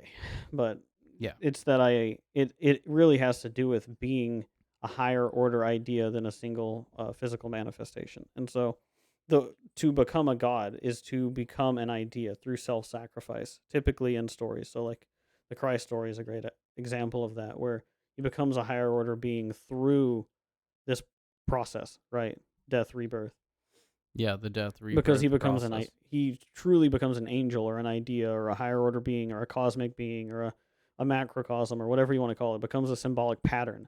That's really what Christ became, was a symbolic pattern for people that they can't let go of now. Well, this is the and realm that of is patterns. because it seems to not only in let's say a scientism way, but it seems to be a way to act that is proper in the world, for lack of a better way to say it. Like, it doesn't make evolutionary sense, and this is something that Dr. Peterson said in maybe Maps. I don't remember actually. Probably. But it doesn't make sense, evolutionary sense, for someone to give up their progeny for everybody else. but Right. maybe that's what you should do anyways, right? And that's kind of that kind of idea that we're getting at, right? Is ascending past the limitations of even body and mind, right? You're ascending past into the realm of thought, and so Exactly. and And so of that's course, the way that they're doing it is fighting the source of the beasthood, the Mhm. moon presence, right? Because the moon, the red moon, hangs low. What is the moon? We've talked about how we won't get super deep into it here, but that there is a reason for it. That it wasn't just killing Rom made the moon fall. Oh yeah, definitely. We This will is the probably status of have, the moon and I presence's hope world. we can bring some other people on to have a full talk through about the game, and then we can have some clips and things that we're gonna do our own playthrough too. I Yeah. hope so. I think this wraps this one up. But yeah, I just wanted to point out, it's like a lot of these channels do exactly what we just watched, which is it asks the question. It says, "Oh well, here's the problem. Here's the cosmic horror. What is a Here's god? the unknown." How do you become a god? And Yeah. then doesn't say any known. And Mhm. I haven't heard anybody engage in really trying to tackle the themes of Bloodborne and nail them down like that. I mean, some people claim to know, and I've seen some actually insightful stuff, which we're about to get into. Well, soon enough. But yeah, this here is like, it's not saying anything, like you had said. It's asking a lot of questions. It's framing things. It's showing things side by side and saying they're similar. it's constructing a scaffold of an analysis that the structure doesn't fit on. Right. And it's something that we have talked about in our last episode that will never see the light of day, about charred person. Yep. Charred thermos. And we will The charred hunter. We'll probably we'll probably get back to charred at some point, but it's exactly that. I Probably mean, next time. probably next, yeah. Yeah. Because Once we've established this, then we can kind of get into that. yeah. So let's wrap this one up. If you liked this video or Well, It's there done. it is. It's done. Wow. How easy. So we've got a couple more. We Now got that a we've couple sort of more. established what our criticisms are, let's hold it up against something that's that claims to have figured out the mysteries. Yeah, That's actually going to we've explicate solved, it. and it's recent, and it's a very they're very active right now in the community. I'd love to talk with them, but I hope they don't think we're being too mean. We're Hope kinda they rude. don't meme on each other too hard. Also, I'll go ahead and let you say it. This is Sinclair lore, more like Sinclair. Snore. But seriously, they do sometimes go off on tangents. This is like not even a critique of their content. It's just a critique of their format, because sometimes they go off on tangents that are like inside jokes You just between can't them, and we're follow like, it. what is happening? And then Brock will be like, I can't follow. I don't know what's going Anytime I on. pick up one of their videos, I just can't really follow their interactions. I'm the one that has to keep pushing it on him, even though I never push anything on him. Yeah, of all the things to push on me. I hate it. I'm not These trying to videos. push it on you. This is the only this I've bounced off. I'll pertinent be lore. honest. My bias is that I've bounced off Sinclair lore videos probably like 5 times. For some reason, it doesn't hook me. They take too long to get to the point. They're constantly making inside jokes and stuff like that. And overall, I'm just kind of like, I feel like I'm out of the loop as to what they're even talking about. Well, let's hear the mystery of the solved winter lanterns. So one thing that I will say, and I'm not a fan really of Sinclair lore per se, either, as in a fanatic. But I will say Brock is already somewhat vindicated here, because it's taken 21 minutes just for us to go through like the design and the attacks. Yeah. And we already know that. Like We're trying to get around the description. we're not gonna get too involved with that. We are in further on this channel. When we talk about Bloodborne, we're just gonna say Lawrence did this because of this, and this is what that means. We're not gonna say this is what Lawrence did, and we know that because of this, because we're gonna take things that are already established, let's say, and we already know all we need to know really to analyze Bloodborne. Yeah, I think we're at that point where we can actually just sit down and say something instead of writing a bunch of question marks. Yeah.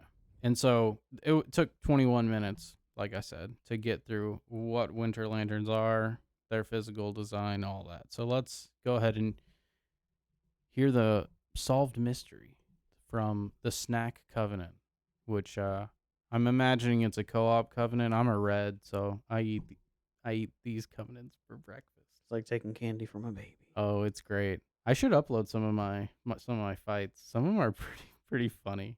Anyways, let's go. To what they were supposed to be because we weren't sure. In the DLC, along with adding Maria, they put two of them near where Maria's Rakuyo is. So at that point, they're like explicitly linking this with Maria because previously. So this exact issue here, they're explicitly linking the dolls with Maria. I don't think that's true. Just based on that, that's it. Now it's explicit. What do you think? I think we can explicate it. I think it ultimately lies in what do we think the Winter Lanterns represent, which I don't really want to try to nail down until I hear what they have to say here. Okay, let's keep going. I also want to mention, like, really where the Raikuyo is are those two shark guys. Yep. This is a little bit above as well. So I mean, I don't know. It's the same thing about, like, they definitely think that Lawrence is the bloodletting beast, even though the skulls don't look anything alike. The skull thing that we talked about earlier with the Deathbird is a recurring motif in Souls. It's not just on, because if it was just on him and the bloodletting beast, you could make. This is what's funny about the first video we watched, because if you narrow what you're looking at enough, you can say, "Oh well, here's just a 1-to-1." When in reality, looking at Lawrence's skull and how it's broken on that side, just go through the entire SoulsBorne series and look at how many enemies are damaged in the exact same place in pretty much the same way. Yep.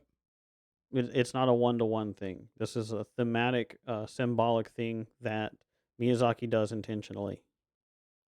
Right. And so it's not fair to take that as this is evidence, boom, therefore. And so that's what I mean by him saying it's explicit. Obviously, there was like nothing to connect them to anything except the doll and the Mensis brain. It was like, what is this weird hybrid thing? But then because the DLC introduces Maria, it is also like, okay, here's where Maria put her sword, and where she left the sword, there's like two of these things have sort of like appeared. Do we know that was even the order of it? I mean, in the real world, she threw away her sword, and there's no Winter Lanterns in the real world. So did they just how'd they appear? What? It just doesn't make any sense. And that sort of links it back to, okay, these are like a product of what Maria went through. They've like her trauma has sort of taken form as these. If that's the case, why are they also like? This needs to be taken to Dialectic. Yeah, well, so specifically, if we're going to say that the reason that these Winter Lanterns are here is because of what Maria went through and did, then what are they doing in the Nightmare? What are they doing? Yeah, in Mensis. Like all throughout all of it. What are they doing in the Frontier? Frontier, yeah. These things, and it's like, okay, that's they're everywhere. So you touched on the why a little bit there. Yeah. But before we move on to the full-blown why, why? Just say it. We're not going to talk in detail about Maria or the doll. Marika.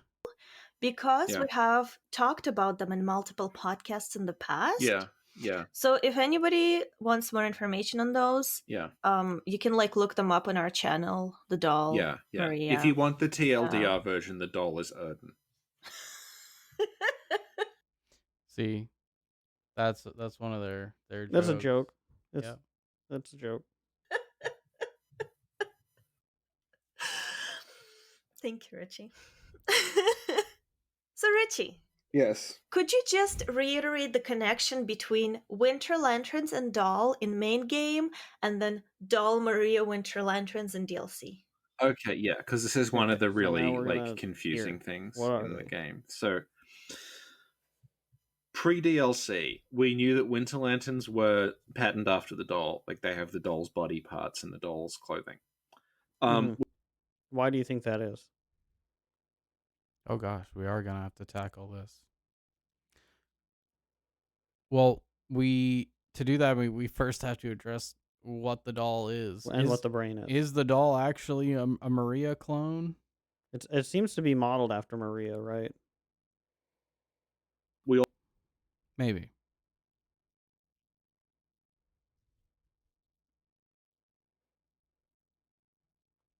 Okay.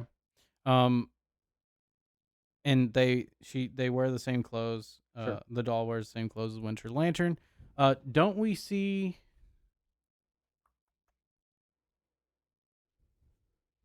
And as far as we know, we only see the only doll we see is not in the waking world, and the only time we see the Winter Lanterns is in the nightmares. Correct. Now, the Hunter's dream is not necessarily a nightmare, but there's some steps that can be, I don't know, traced to have the doll transform, let's say, into a Winter Lantern. What do you think about that? Yeah, I think that you're right. I think that that's represented, and it's obvious if you're looking thematically at the way that Miyazaki frames things. Because I won't even appeal to Elden Ring on this. Let's talk about Dark Souls 3 and the eyes of the Firekeeper, right? What happens whenever you give the eyes to the Firekeeper? Because the doll is your maiden in this game, right? Yes. Functionally the same as the maiden is. She takes the blood echoes and turns them into your strength as well. Which is the same thing as taking souls and turning them into your strength. What happens when you attack her? She just dies and white stuff comes out. Yeah. But go on. So the eyes. So you give the eyes to the Firekeeper and they see things that they're not supposed to see, right? Means that their attention is placed toward things that it ought not be placed toward. Right. And as a result, she is driven to anti-being, such that she wants to subvert the flame and wants to assist you in seeing an end to the flame. Which here, we can make that parallel here, right? Clearly, since the stance taken by Menzies, and I think it is safe to say that either the Nightmare Frontiers land, or maybe even, I don't know if the castle included, but Laron is definitely involved with that. We get the Laron Chalice, after all, in the Nightmare Frontier, right? And so, what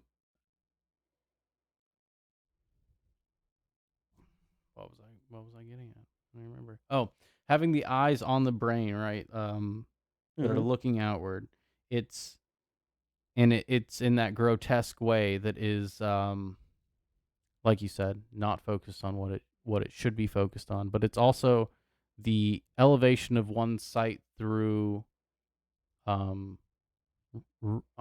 reason and intelligence alone. Yeah, and I think it has to do with disembodied knowing, right? And appealing to other people's experiences of the world rather than your own. I think it's part of that. And that is part of that mind-body problem, but it runs much deeper into the sense of what we started this video talking about with like critical pedagogy and the eyes of suffering, that whenever the Firekeeper takes those eyes in, it's the eyes of another Firekeeper who saw horrors, basically. And so she sees the horrors and basically internalizes the suffering of another's attention, right, into her own being and tries to represent that. We've talked about this even in Berserk. Like, this is representative of a lot of archetypal stories. And so what happens then? What do the dolls then do once they become Winter Lanterns? Then they, with their gaze, drive you mad, right? Functionally, they drive you mad, meaning that it's extremely similar to how madness works in Elden Ring, right? With the madness attacks come from the eyes. It has to do. It always has to do with eyes and attention, because you have a choice as to whether or not your attention is going to be focused on the failures in reality, the margins, and to think too, because the doll is tied to the dream, right? Yeah, and the lanterns then must be tied to their, let's say, respective nightmares. Yeah. So this is other people's dolls who have essentially been made to become a corrupting force, pushing them towards frenzy, towards madness, towards not being able to control their attention and disrupting other people's ability to control attention and create habitable And so let's talk order about with a the little where logos, we right? find them. We find them in 3 places. The fishing hamlet, right? Where and it we find them in the fishing hamlet in the caves. We find them in the caves in Nightmare Frontier and like on that ledge, and we find them in the castle of Murgo's castle, right? Right. And so these 3 locations, 2 of them are in those caves. And I think one of them is hiding like the messenger's gift or guarding the messenger's gift. Mm-hmm. And the other one, despite what is said in the video, isn't really guarding the path to the Raikuyo as much as it is. I actually don't remember what's down there. I think there's like blood gems down there or something. I don't think there's anything important. But anyways, to get back to it, yeah, it's the process by which the Because this is how animated feminine spirit, which is encapsulated in the doll, which doesn't exist in the waking world, can then nourish an individual on a spiritual level, but that can be taken to a degree where that nourishment is corrupted, and then the doll would turn into a winter lantern. There's a tragedy in the way this all sets up, because this is where it does tie into Maria, right? So what happened to Maria was that Garamond is this spiritual father, right, who is blind and does the wrong thing. And by doing so, introduces to her the horrors of reality and makes her stop wanting to be a hunter. And it looks like she kills herself, basically. Yeah. Well, I think they have a theory that Ludwig kills her. Where's the evidence? Okay, well, anyway, I'm pretty sure the whole point is, though, that a corpse should be left well alone, meaning, like, don't drag... Part of it is don't drag me into this, because she has no choice, really. She's been demoralized to the nature of being because she's seen what she's not supposed to see, right? Okay. She's gained an insight that she did not want. Well, I would say she didn't want, but also she should not have gained, right? And now, what role did she play for Garamond? Because I would say that what she was doing by being his student, his number 1 student, and his identity being tied to being someone who had trained the hunters, is that she was like his maiden, right? The pure feminine that was strengthening him along the way, and he gave her the eyes on the inside that corrupted her, so that she threw away the Rikuyo. So if you were really going to make a case for why there are winter lanterns around that area, it is an area that could be psychically charged with that sort of madness, that frenzy. Yeah. Okay. With the giving of those eyes, especially, and the induction of that being in that mode of being on that which improves one's spirit, right?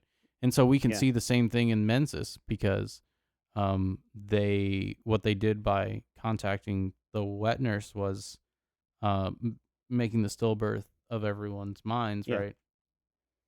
And it's like kind of that same idea, giving those eyes that actually deteriorate from being drawing attention to what shouldn't be drawn attention to, I guess. Right.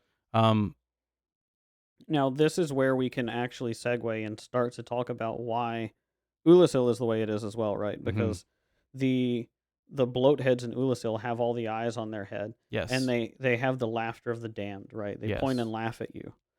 And I think that's just so poignant, because what they're doing and why they're mad is that they're unearthing the corpse of Manus, right? Yes. Their humanity has been devoured and gone wild. Now, do you want to explain how that's analogous? So that we're gonna have to get into that with Dark Souls, because then we need to talk about light and dark, right? And the darkness in man, and how keeping it at bay, even at the cost of, well, just let's say keeping it at bay is something worthwhile, right, to do. And you were getting at the bloatheads, right? The bloatheads have perfectly taken an anti-being approach to their spirit. They attack anything that comes in, right? They laugh too. The other thing is they still have their human capacity to laugh, but they laugh at things that are unholy. They laugh at the anti-being. if a sorcerer hits you in Ulasil and kills you, he'll laugh at you as you lose your will and you become more hollow, right? Yeah, they take pleasure in demoralizing you. The They're reason that they do tarantulas in let's exactly, say Nietzscheonian Nietzsche Nietzscheonian. in the Nietzschean way, they really Yes. are. But the thing is that they're with their unearthing of the corpse of Manus is it's very similar to even like that biblical idea of willfully looking at the sins of the father. Yes. And that's what Well, I that's the first step. what I want to tie that into, because that is pointing your attention toward the unfairness in life, pointing your attention towards the flaws in being, to try to be critical toward being and to be anti Hierarchies themselves, Yes. saying the world shouldn't be this way. The nature of order Yeah. is such that it's unfair, and therefore there shouldn't be It order. is an unholy being. And Miyazaki realizes that more than ever. And so Ulasil was really That's what the brain of Mensis is. Yeah. That's the fruit of well, Mensis's efforts. the brain of Mensis is almost Luciferian in the worship It took of the all intellect. of their right? brains, smashed it together into one crazy brain, Yeah. and said, "Here you go. Yeah. Here's your reward." It was the stillbirth of your mind by rebirthing it in the realm of ideas in that way, right? And so, And it did become a great one though. yeah. What an existence becoming a great one A was. great one that can only be conceptual, right? Yeah. Yeah, basically. And so, and it is what I was mentioning too, and why I think the brain of Mensis shines a light whenever it attacks you is because it is Luciferian in the idea of it's a celebration of the intellect, and only that, and not, let's say, a triumph of the spirit. Right, but instead it's more about going on for 30 minutes about your status as a PhD student and how hard it is. And Making Brock frenzy over here. yeah. Yeah, well, it's the same. I'm just saying this worship of the intellect and not engaging in a dialogue, not having the epistemic humility to try to do something like that, is what is the wrong attention. This is what Eyes on the Inside is represented. Well, in and Bloodborne. that's it's what we're saying is that people in the community should be aiming their attention towards truth and meaning, rather than the, let's say, celebration of intellect, or even the celebration of the cultural origin of the game. Because another thing, and this is not something we've talked about too much in this episode, but we will eventually get to it, Yeah. about how almost there's a good chunk of videos that mention how Miyazaki's Japanese. I don't know if you knew this, Brock, but Miyazaki's Japanese, and how there are things only Japanese people can understand. Or so- that you don't understand it without having the full context of the Japanese characters. Yeah. All that stuff. When in reality, the entire series of games is based on Miyazaki's obsession with Western literature, but won't get into that. Won't get too into that. Let's say, let me exclude Sekiro because I don't know anything about that game. Sekiro, no. Sekiro is a very, very Eastern-centric mythology. And it's not to say, and this is what makes the game so sublime, is because Miyazaki has synthesized Eastern and Western mythological I'll structure. call it out here. It's a Neoplatonic game, right? He typically is trying to engage in a Neoplatonic process with the ideas that he puts into his SoulsBorne games. Mm-hmm. Sekiro's a bit different. I would really need to spend more time with it. I don't know. But we it as need to well as go the on. others, but We've yeah. been paused here for like Let's go. 10 minutes. We also knew that like the doll was vampiric and had links to Canehurst because she was wearing like clothing that was close to what Canehurst people wore. And when you like offer like your echoes to the doll, it's patterned after like the way that you offer. I don't know the words that are being used here. It's patented after it? Patterned after it. Is it? I don't think it is. Because I'm pretty sure it's the exact same animation that you do in the other in like Demon Souls, right?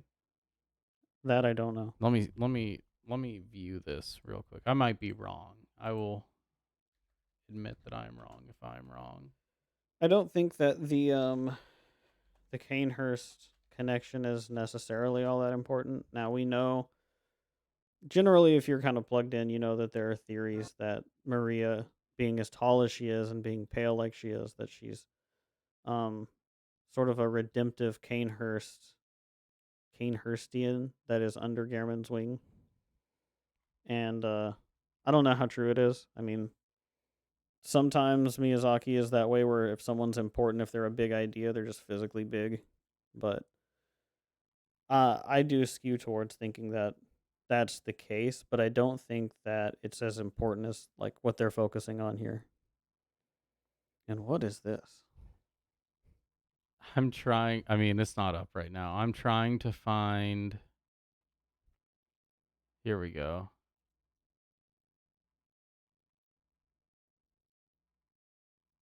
Is that? I don't think that's patterned the same way. All right, I'm going to show it on the stream. So it's kind of hard to see because you got to look past the level up thing. But basically the hunter has his or her right hand out. The doll has knelt down and is like doing this with the hand.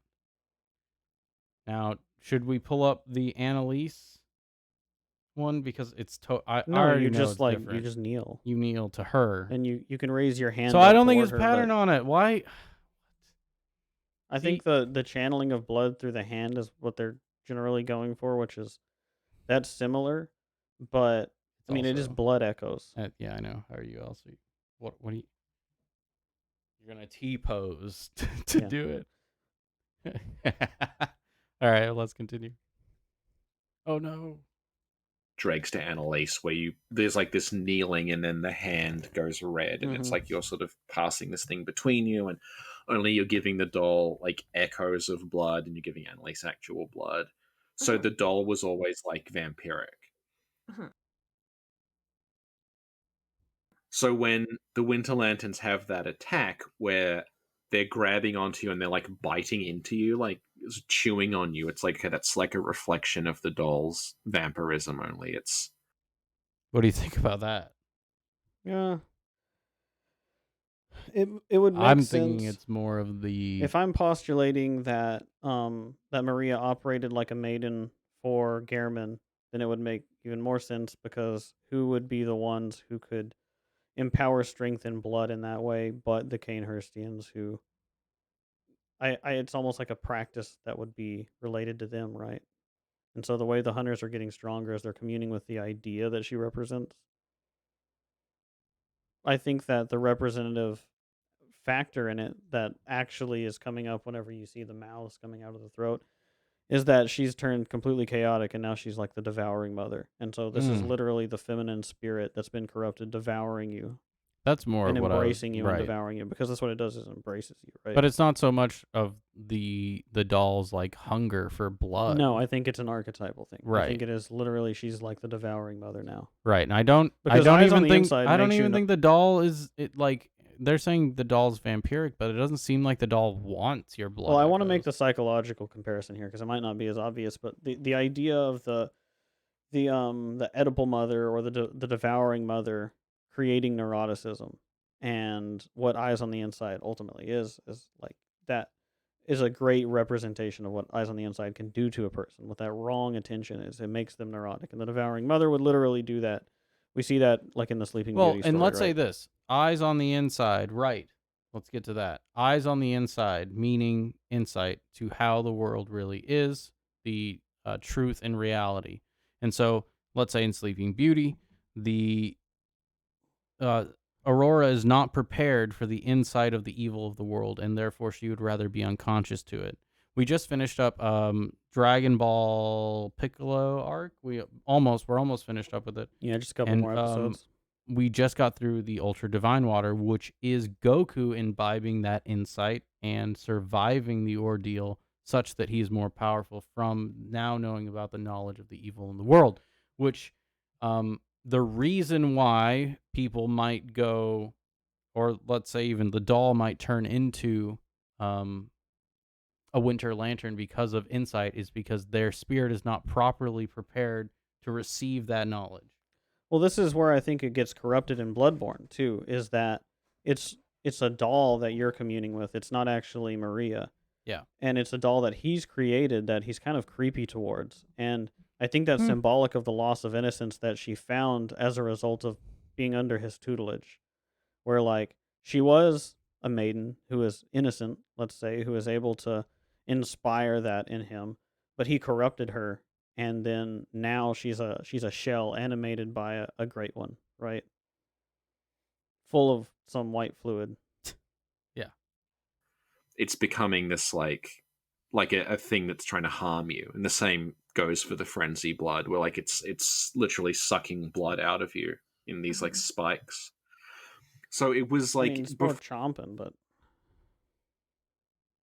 for Maria, you could always go, okay, like the doll is somehow connected to Canehurst, and it's kind of vampiric, and Winter Lanterns are like a like twisted version of that, where they're also vampiric, and they're like doing stuff with your blood. So it's like a Winter. What do win?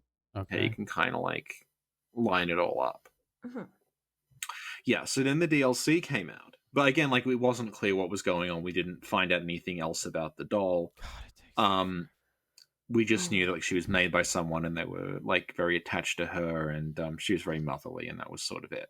Mm-hmm. And then the DLC came out, and the DLC said, "Surprise! The doll is based on a woman called Maria, who Gurman used to be in love with, and she didn't reciprocate. And she's also she was in the Astral Clock Tower that you never go to in the waking world, but you go to like a past version of it. And specifically with regard to the Winter Lanterns, they put 2 Winter Lanterns in the DLC, and they put them in the place where it specifically we discussed this already. says Maria threw away her weapon when she turned. Oh my she sort of gosh. abandoned her life as a hunter, and she became a healer. Sort of. And so this generally comes down to why I've bounced off a lot of their videos, is just because we end up covering the same ground like 4 or 5 times. when she cast her sword into a well, that at least in the nightmare version that we get, the well that she cast that sword into kind of spawned these Winter Lanterns that are wandering around there. So you sort of that's their. I don't know about that. I don't know that that's the case. I think they're everywhere though. Like, you think they're anywhere in the nightmare world? look, whenever you're in the nightmare world and you can see all of the pillars everywhere around. Yeah. That's the same thing as in Dark Souls and Demon Souls, how it's multiple worlds, right? Right. And so these are I would take this to be other hunters' guides who have corrupted over time. Especially, I mean, let's say other hunters' maidens, because it's a universal. Yeah. There's something to do, I think, with the turning of blood echoes into your strength that has to do with it. Also, a couple things to mention about the doll. She wants to be loved by you, even though she's just programmed to already love you, right? She even asked that, and like she cries a tear, and she feels something satiating after you kill Maria, I think. Yeah, and she also cries from the hairpin. That was Maria's. Her attempts to kind of tie it together to say like, okay, like when Maria threw away like who she used to be, and like because of all the trauma that she went through, that sort of spontaneously generates the Winter Lanterns from that point. They're like a creation that's created from that event, like from Maria, like her because like the other thing they do with Maria is they have like when you defeat Maria, the doll responds and she says like, oh, I feel like something. These like I've been liberated from something. Like yeah, see, but she shouldn't even say that yet. It shouldn't be till after cause is dealt with. Something has been lifted from me. So Maria's like essence is still felt throughout like the hunter's dream, and presumably it's felt throughout the whole nightmare. So, getting like the idea that like her essence sort of takes root in all of these things. It's sort of saying like, okay, her essence created these lantern things, these monsters. Why is it saying that? Why do you just keep saying that? Go on. Is it like a reflection of her? You know, now that you phrase it this way, what I think would have been cool? If after you defeat Maria, the Winter Lanterns disappear from the game. See, no challenge. Just another thing's like, well, we addressed that. Cool. Yeah. I think that would have been neat. Yeah. Yeah. Because like signifying that, oh, like her spirit is free now or whatever. Yeah, that would be good. Okay. So Except Richie, now that you explained all that, let me ask you more directly. Now that you've exceeded exactly. All right. Why are the Winter Lanterns? Okay, so if you look at what they are, they're like just a mixture of everything related to Maria. So like the doll. Okay. Oh my gosh. They're the blood that Maria specifically turned her back on. Like they talk about how Maria, like she frowned upon the use of blood weapons. So there's some. anything to say here? We're No. not getting anywhere. Something about Not her that really, makes her like dislike her I heritage. just don't want to play their whole video. And there's It's just the nothing way is that, happening. Like they hum. We talked about like the doll used to hum, Yeah. doesn't anymore, but like they clearly like connected to her somehow, and it's like it's almost like a Look, nightmare of like I don't want to dig into that aspect. Like we can talk about the stolen child themes and dig into Canehurst and all of that, but I want to do that separately from this. And Yeah. this isn't talking about the Winter Lanterns. This is just talking about Maria. What? And this happens Maria all was the time. frightened of- I want to point this out. And this happens with the Lovecraftian stuff too. It says, okay, we're going to talk about this. You choose one thing, 1 degree separated from it. Dig into that for 10 minutes, and then you're like, and we covered it. It's like, no, you just told me a bunch of stuff about how H.P. Lovecraft was racist or something. Yeah. Like, that has no Oh, we'll bearing get on to that. Miyazaki. Right? Mhm. So, stuff like that. And this is what's happening here is we're sidestepping, and now we're talking about Maria's. What is what? Because Why I think are the they're Winter hung up on Lanterns? the Maria. whole Winter Lanterns sucking your blood. I don't think that that's remotely what's happening with Yeah. them. They're driving you mad. You're not bleeding. of becoming where agree. it's like half the weird automaton doll and half the vampire. Yeah. And then we talked about the patients in the hall, and it's almost like, okay, the giant swollen brain is kind of like that's what she was dealing with every day, was all the patients who had the giant brains that were leaking out of their head. So it's like, Right. Yeah. Yeah. Yeah, like, man, this job sucks. So I mean, because that what? Wait. So because the research patients had bloaty heads and the living failures had bloaty heads, she was dealing with it every day. And so that's why she spawned the Winter Lantern.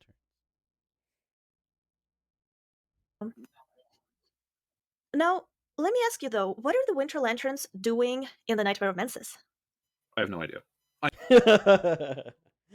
See, what is this? Okay, so the title of this is Something's Wrong in the Souls We've Community. solved the mystery. This and is he's like, I have actually no it, idea. and that's the thing, is that it's so it's so shallowly developed. So let's just wrap this one up. I mean, let's like, get to the ending. I guess the thing we're just going to have to say is that, like, the whole Maria Winter Lantern DLC thing is, like, they kind of came out with that later. Mhm. So, there's not, like, a cohesive explanation of what... Because if it was very specifically meant to be a Maria thing, Maria was always meant to be there, you wouldn't see them in Mensis. You would see them in, like, the Hamlet and the Research Hall. Like, What is... I think we're done. Pretty much. Dream or something, and they don't. Yeah. The best, like, if you have to explain it, would be to say that, like, okay, Mikolash is beckoning Kos. Mhm. So he's calling out to Kos, and, like, Maria feels all this guilt over Kos, and she may have been, like, directly involved in killing Kos. So it's... So we have to make like 3 assumptions just to even come close to We got this that concept. Lanky Kong It's reach like this sort of going on drawn right to Oh now. yeah. Mhm. Cool. And it's near the, like... Cool. The fishing hamlet's beneath Mhm. the nightmare of Mensis. So you can imagine, okay, like, they're maybe, like, reaching upward. Mhm. And, like, the frontier is Mhm. below Mensis as well. So if you imagine, like, they're just sort of going upward. No. Okay. Guess they're Yeah, going up. he's called- No, he's, that's like... not how the cosmic structure works. I guess they're just going up. They're just falling upwards. Calling on things from the hamlet where he is. I just had a scary vision. So imagine you're Mikolash and you're like, Kaz, come on, Kaz, grant me eyes, Kaz. But then all of a sudden, these Winter Lanterns start crawling up the building to get to him. Yeah. And just like, that's so terrifying. And it's like, no, Mikolash, stop. The Winter Lanterns are coming. So It's the good thing is... I think we're done here. yeah, let's go. But to the you can last go ahead video. and if you want to say No, anything I else. don't have then. anything to say to that. What insight? So let's just put the nail in the coffin on this whole Winter Lanterns actually have a meaning, and it's not just specifically something as reductive as that. Again, what we're seeing happen in these situations, the few times we see people talking about this in a group, is a reciprocal narrowing. This is not a dialectic process as much as it is sort of like I'm going to appeal to your authority and have you tell me what something is so I understand, and then we're going to be like, we broke new ground, and And end then it by move on, saying, yeah. I don't know, even though you're like, I solved it. So this, yeah. I'm just looking at some comments.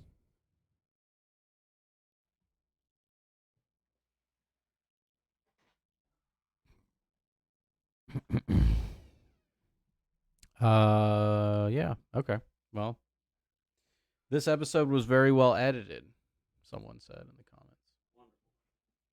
Wunderbar.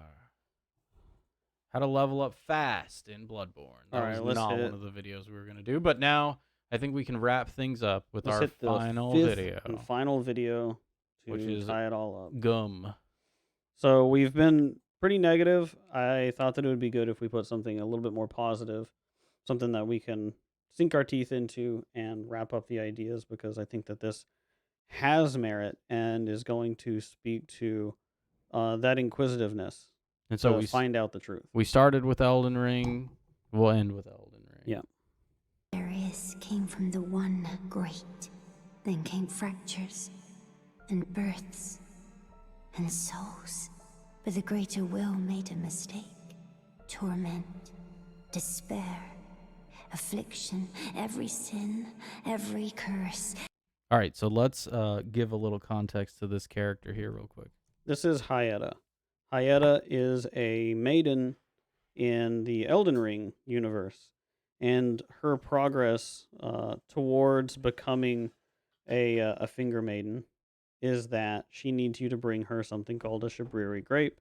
Shabriri grapes are human eyes that she has been ingesting so that she can see the distant truth about the way the world, or the way that reality is structured. And as you give her more, she starts to come to this insight. Well, what is a Shabriri grape? Let's look that up. Let's get more specific about it. I just want to read it real quick. So the Shabriri grape. It says, a yellow oozing eyeball of the infirm. The surface is shriveled, and the inside is squishy, not unlike a large, overly ripe grape. Give to the blind maiden to guide her to the distant light. Now let's first reference Dark Souls 3. That distant light is explicitly mentioned by the Firekeeper if you give her the eyeballs. Mm-hmm. She says that she can see a distant light. Yeah. So whenever people are talking about, oh, it might be the same universe, if people were paying attention, this would be a much better thing to point to say that it's the same universe. Because it is the same as it is in Bloodborne as well. Mm-hmm. In that, well, right here she's saying, torment, despair, affliction, every sin, and every curse. She has become fixated on all of the negative aspects of being, the inevitability that comes with being a conscious, individuated being. By the suffering of having her existence. attention focused on the weakness in being. Exactly. So let's see how this breaks out for her. Everyone born of the mistake. And so, what was borrowed must be returned, melted all away with the yellow chaos flame, until all is one again. Okay. Capital One there. All is one. So we're back where we started. We are.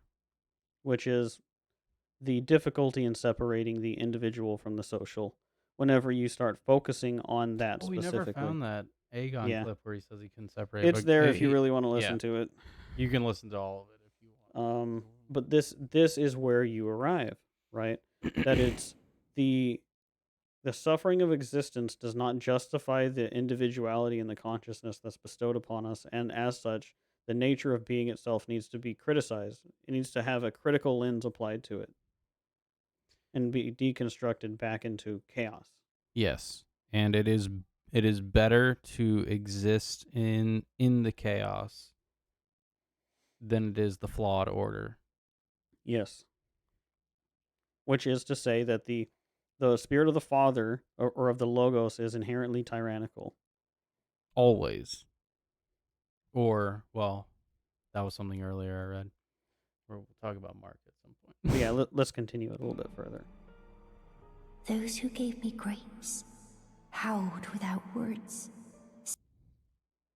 saying they wished they were never born. Become their lord. Take their torment, despair, their affliction, every sin, every curse, and melt it all away. As the Lord of Chaos. So the Lord of Chaos, where everything is reduced back to zero. Right. There's no it's value. Brought back to the crucible. Yeah. There's no value. There can't be. There can't be hierarchies. No hierarchies, Nothing. no values. There's no identity left anymore. No individuation. It's No all consciousness. no consciousness. We're yeah. going back to pre-cosmogonic. So explicitly saying Return to monk. this is return to monkey all the way. This is saying give up self-consciousness, give up awareness of time, go back into the garden and become ignorant. Yes. Except the garden is not retrievable. Except again. So whenever you really, return, it's it's guarded with burn a sword. down the garden. Yeah. Hey, there is a flaming sword guarding the return Yeah. to the garden in the Exactly. Bible for a reason. hmm And so, By an angel. Or you could say a higher order being, as we established earlier in this video. No more fractures. no more birth. No more birth. The frenzied flame is a philosophy that has come to a conclusion. The conclusion that life itself was a mistake. That the Age of Fire was a mistake.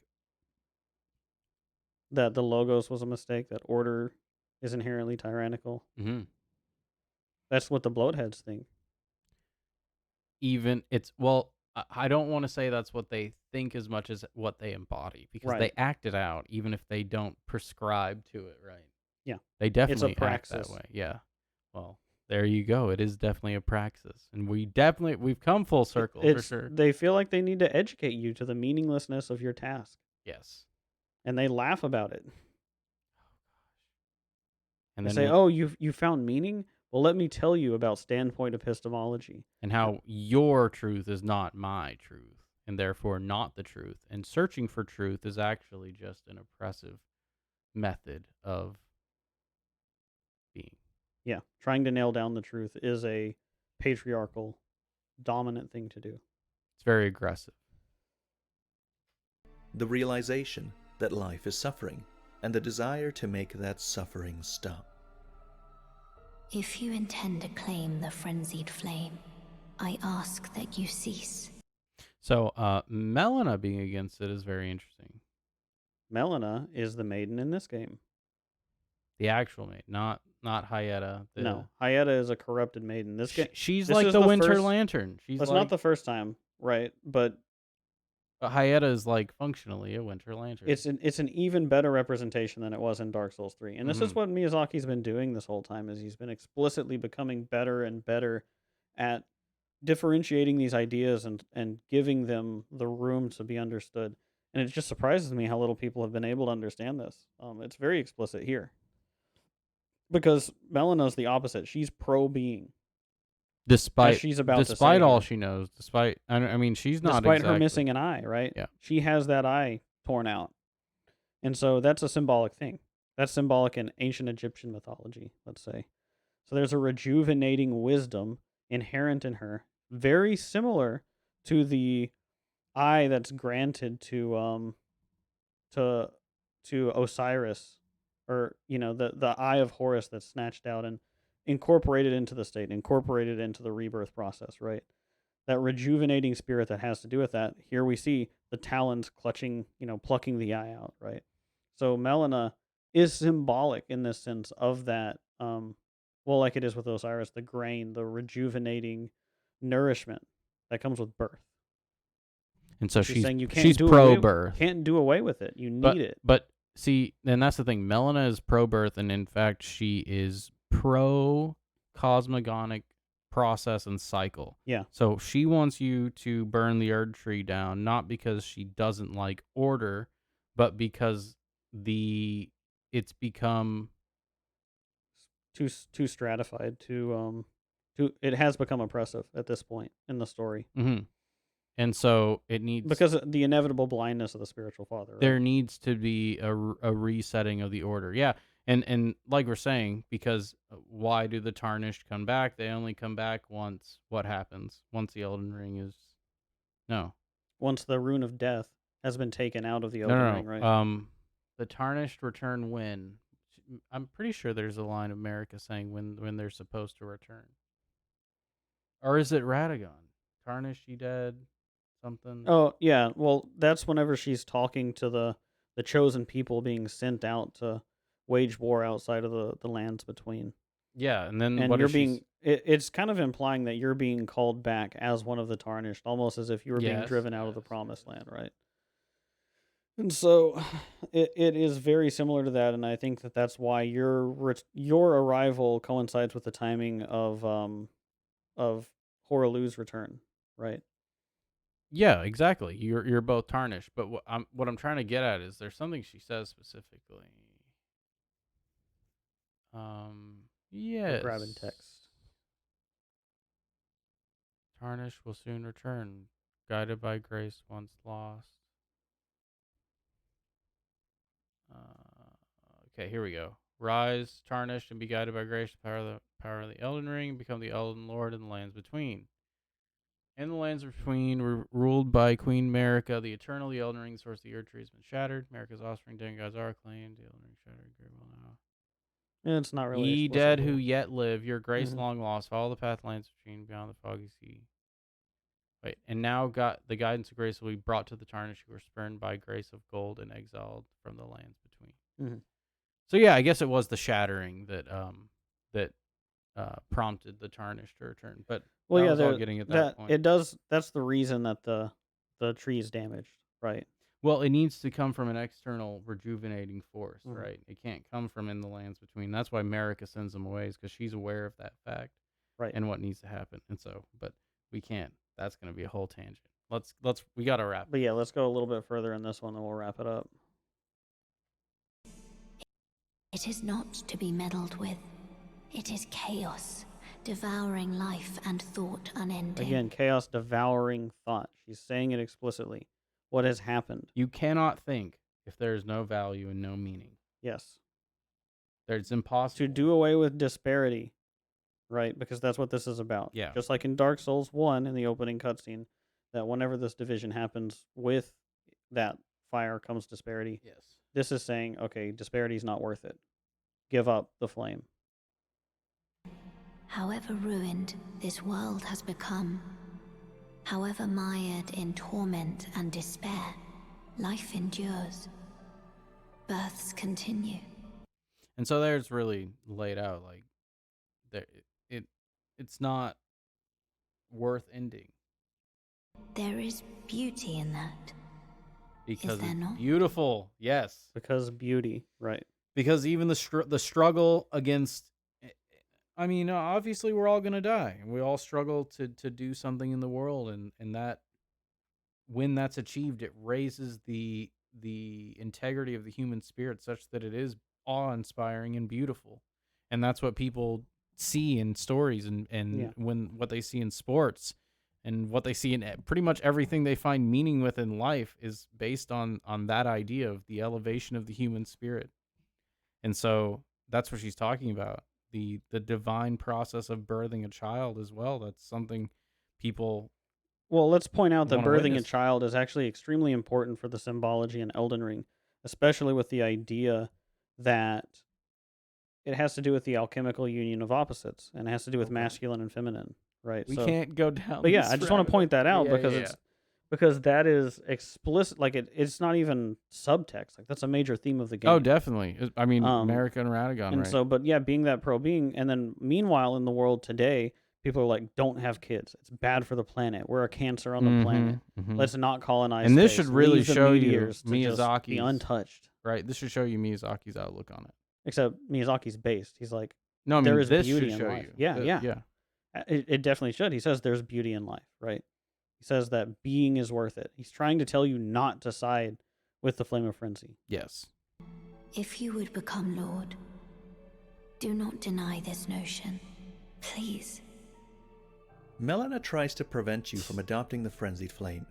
She admits that the world is mired in torment, but she insists that despite the despair, life is beautiful. To become Lord of Frenzy is to reject Melina's reasoning. It is to say that the beauty life holds is outweighed by its torments. Yes. Yes. This reading of what the Flame of Frenzy represents is supported by the symbolism in Hayeda's questline. I've gleaned something very important indeed, thanks to you. The reason why it was eyes I had to eat. The distant light is far and frail, so faint it can't be seen by the naked eye.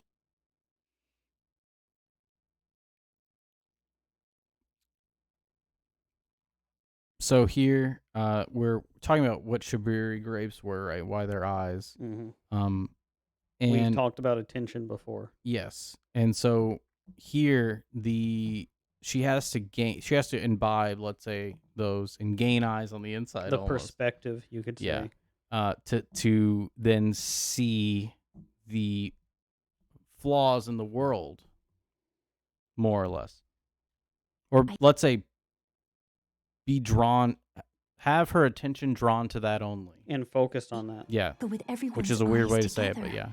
it appears. With everyone's eyes together, using that collective, everyone's using eyes that together. collective dialogue that we talked about in the beginning of the stream, the Flame of Frenzy is the result. Right. And just to really drive the point home, this is the That's why we inspiration. talked about Aegon's video. Yeah. That wasn't just like we don't like Aegon. No, there was a point to it because it's talked about there, and then Hayata mentions the idea here. Yeah, this is what's important. The reason this happens is because the philosophy to destroy all life can only be adopted by seeing the collective suffering of those who wish they had never been born.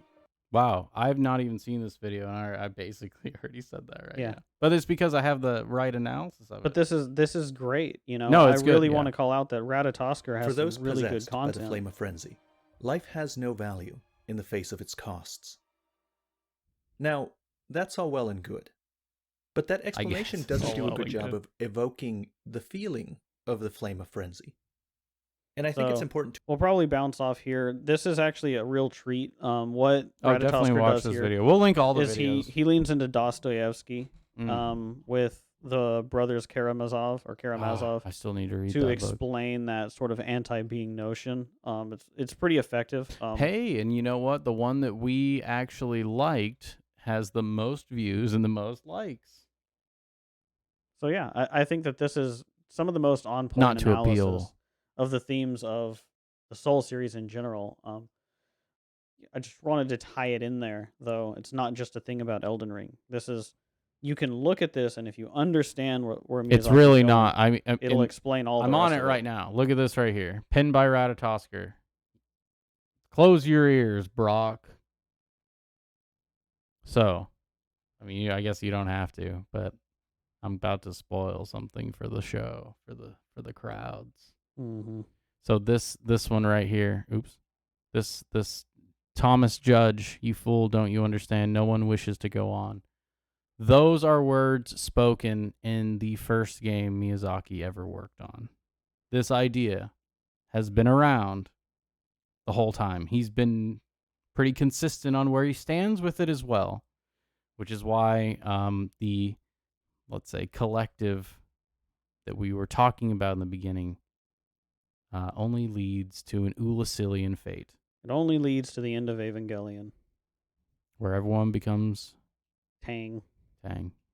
You want to And become then you Tang? get rid of all disparity, and then you have to decide if you even Oh. want to be. I don't even want to become Tang. All right, so that is all we have for today. Is there anything else you want to talk about closing out, Brock? No, I think that it was about the length of a stream. There's way, way, way more to cover. Yeah, we had to plan pull do we had to pull back sometimes too. So we have a whole series that we want to do about Bloodborne and the themes of Miyazaki's game, so that we can actually explain the game. Because I haven't seen anyone who really understands Bloodborne, so feels, I guess, a bit incumbent upon us if we have some insight. after all, opportunity lurks where responsibility has been abdicated, and no one is taking responsibility for analyzing the game. Everyone just wants to point to references like, this is Buddhist. This is a reference to that. This is Lovecraft. Okay, what does it mean though? That's really the crux of one of our critiques of the community. So to recap, let's recap some of those. The analysis is meaningless. People can't even differentiate the satire because it's become so meaningless. That was our first video. Yep. Second video was talking about the collective and positioning oneself in the collective, and the collective dialogue is actually a poisoning effect that doesn't try to achieve truth, but it prevents people from seeking that path. They abdicate a lot of the responsibility of understanding the themes to the community, and the community at large is not engaging in the proper type of dialectic to find it. Correct. And we'll talk about where that leads in a second.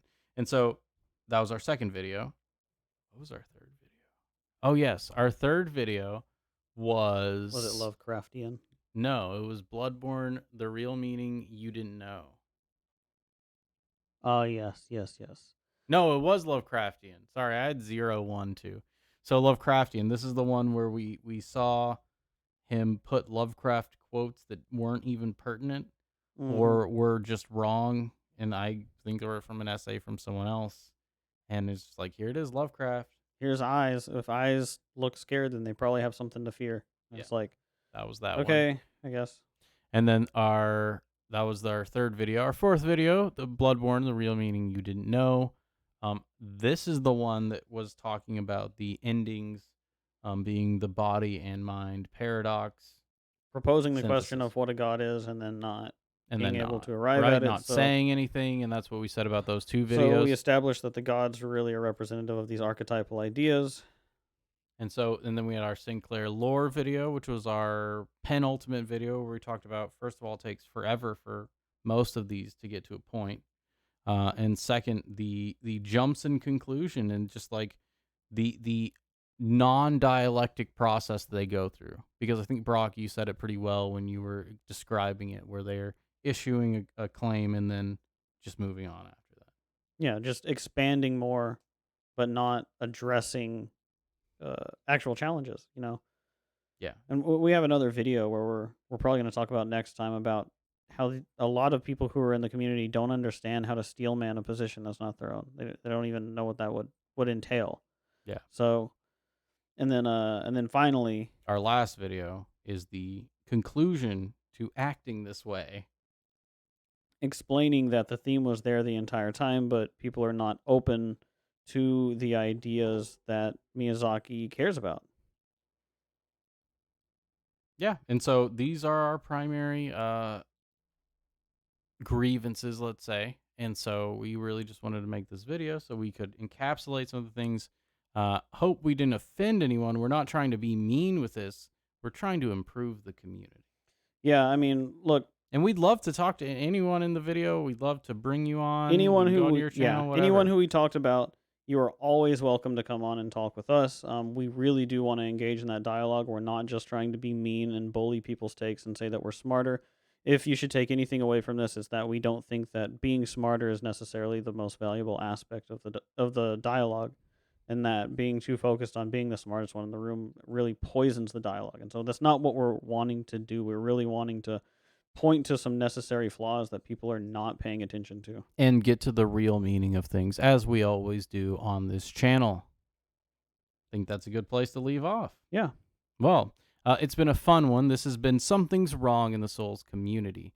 We hope to see you guys again soon. We'll probably do another video like this. We'll probably release these maybe once a week, hopefully, if we can manage it. We'll see. But it's been fun. I'm your host on the left, Al. I'm your host on the right, Brock. We hope you guys have a good night, and we'll see you next time.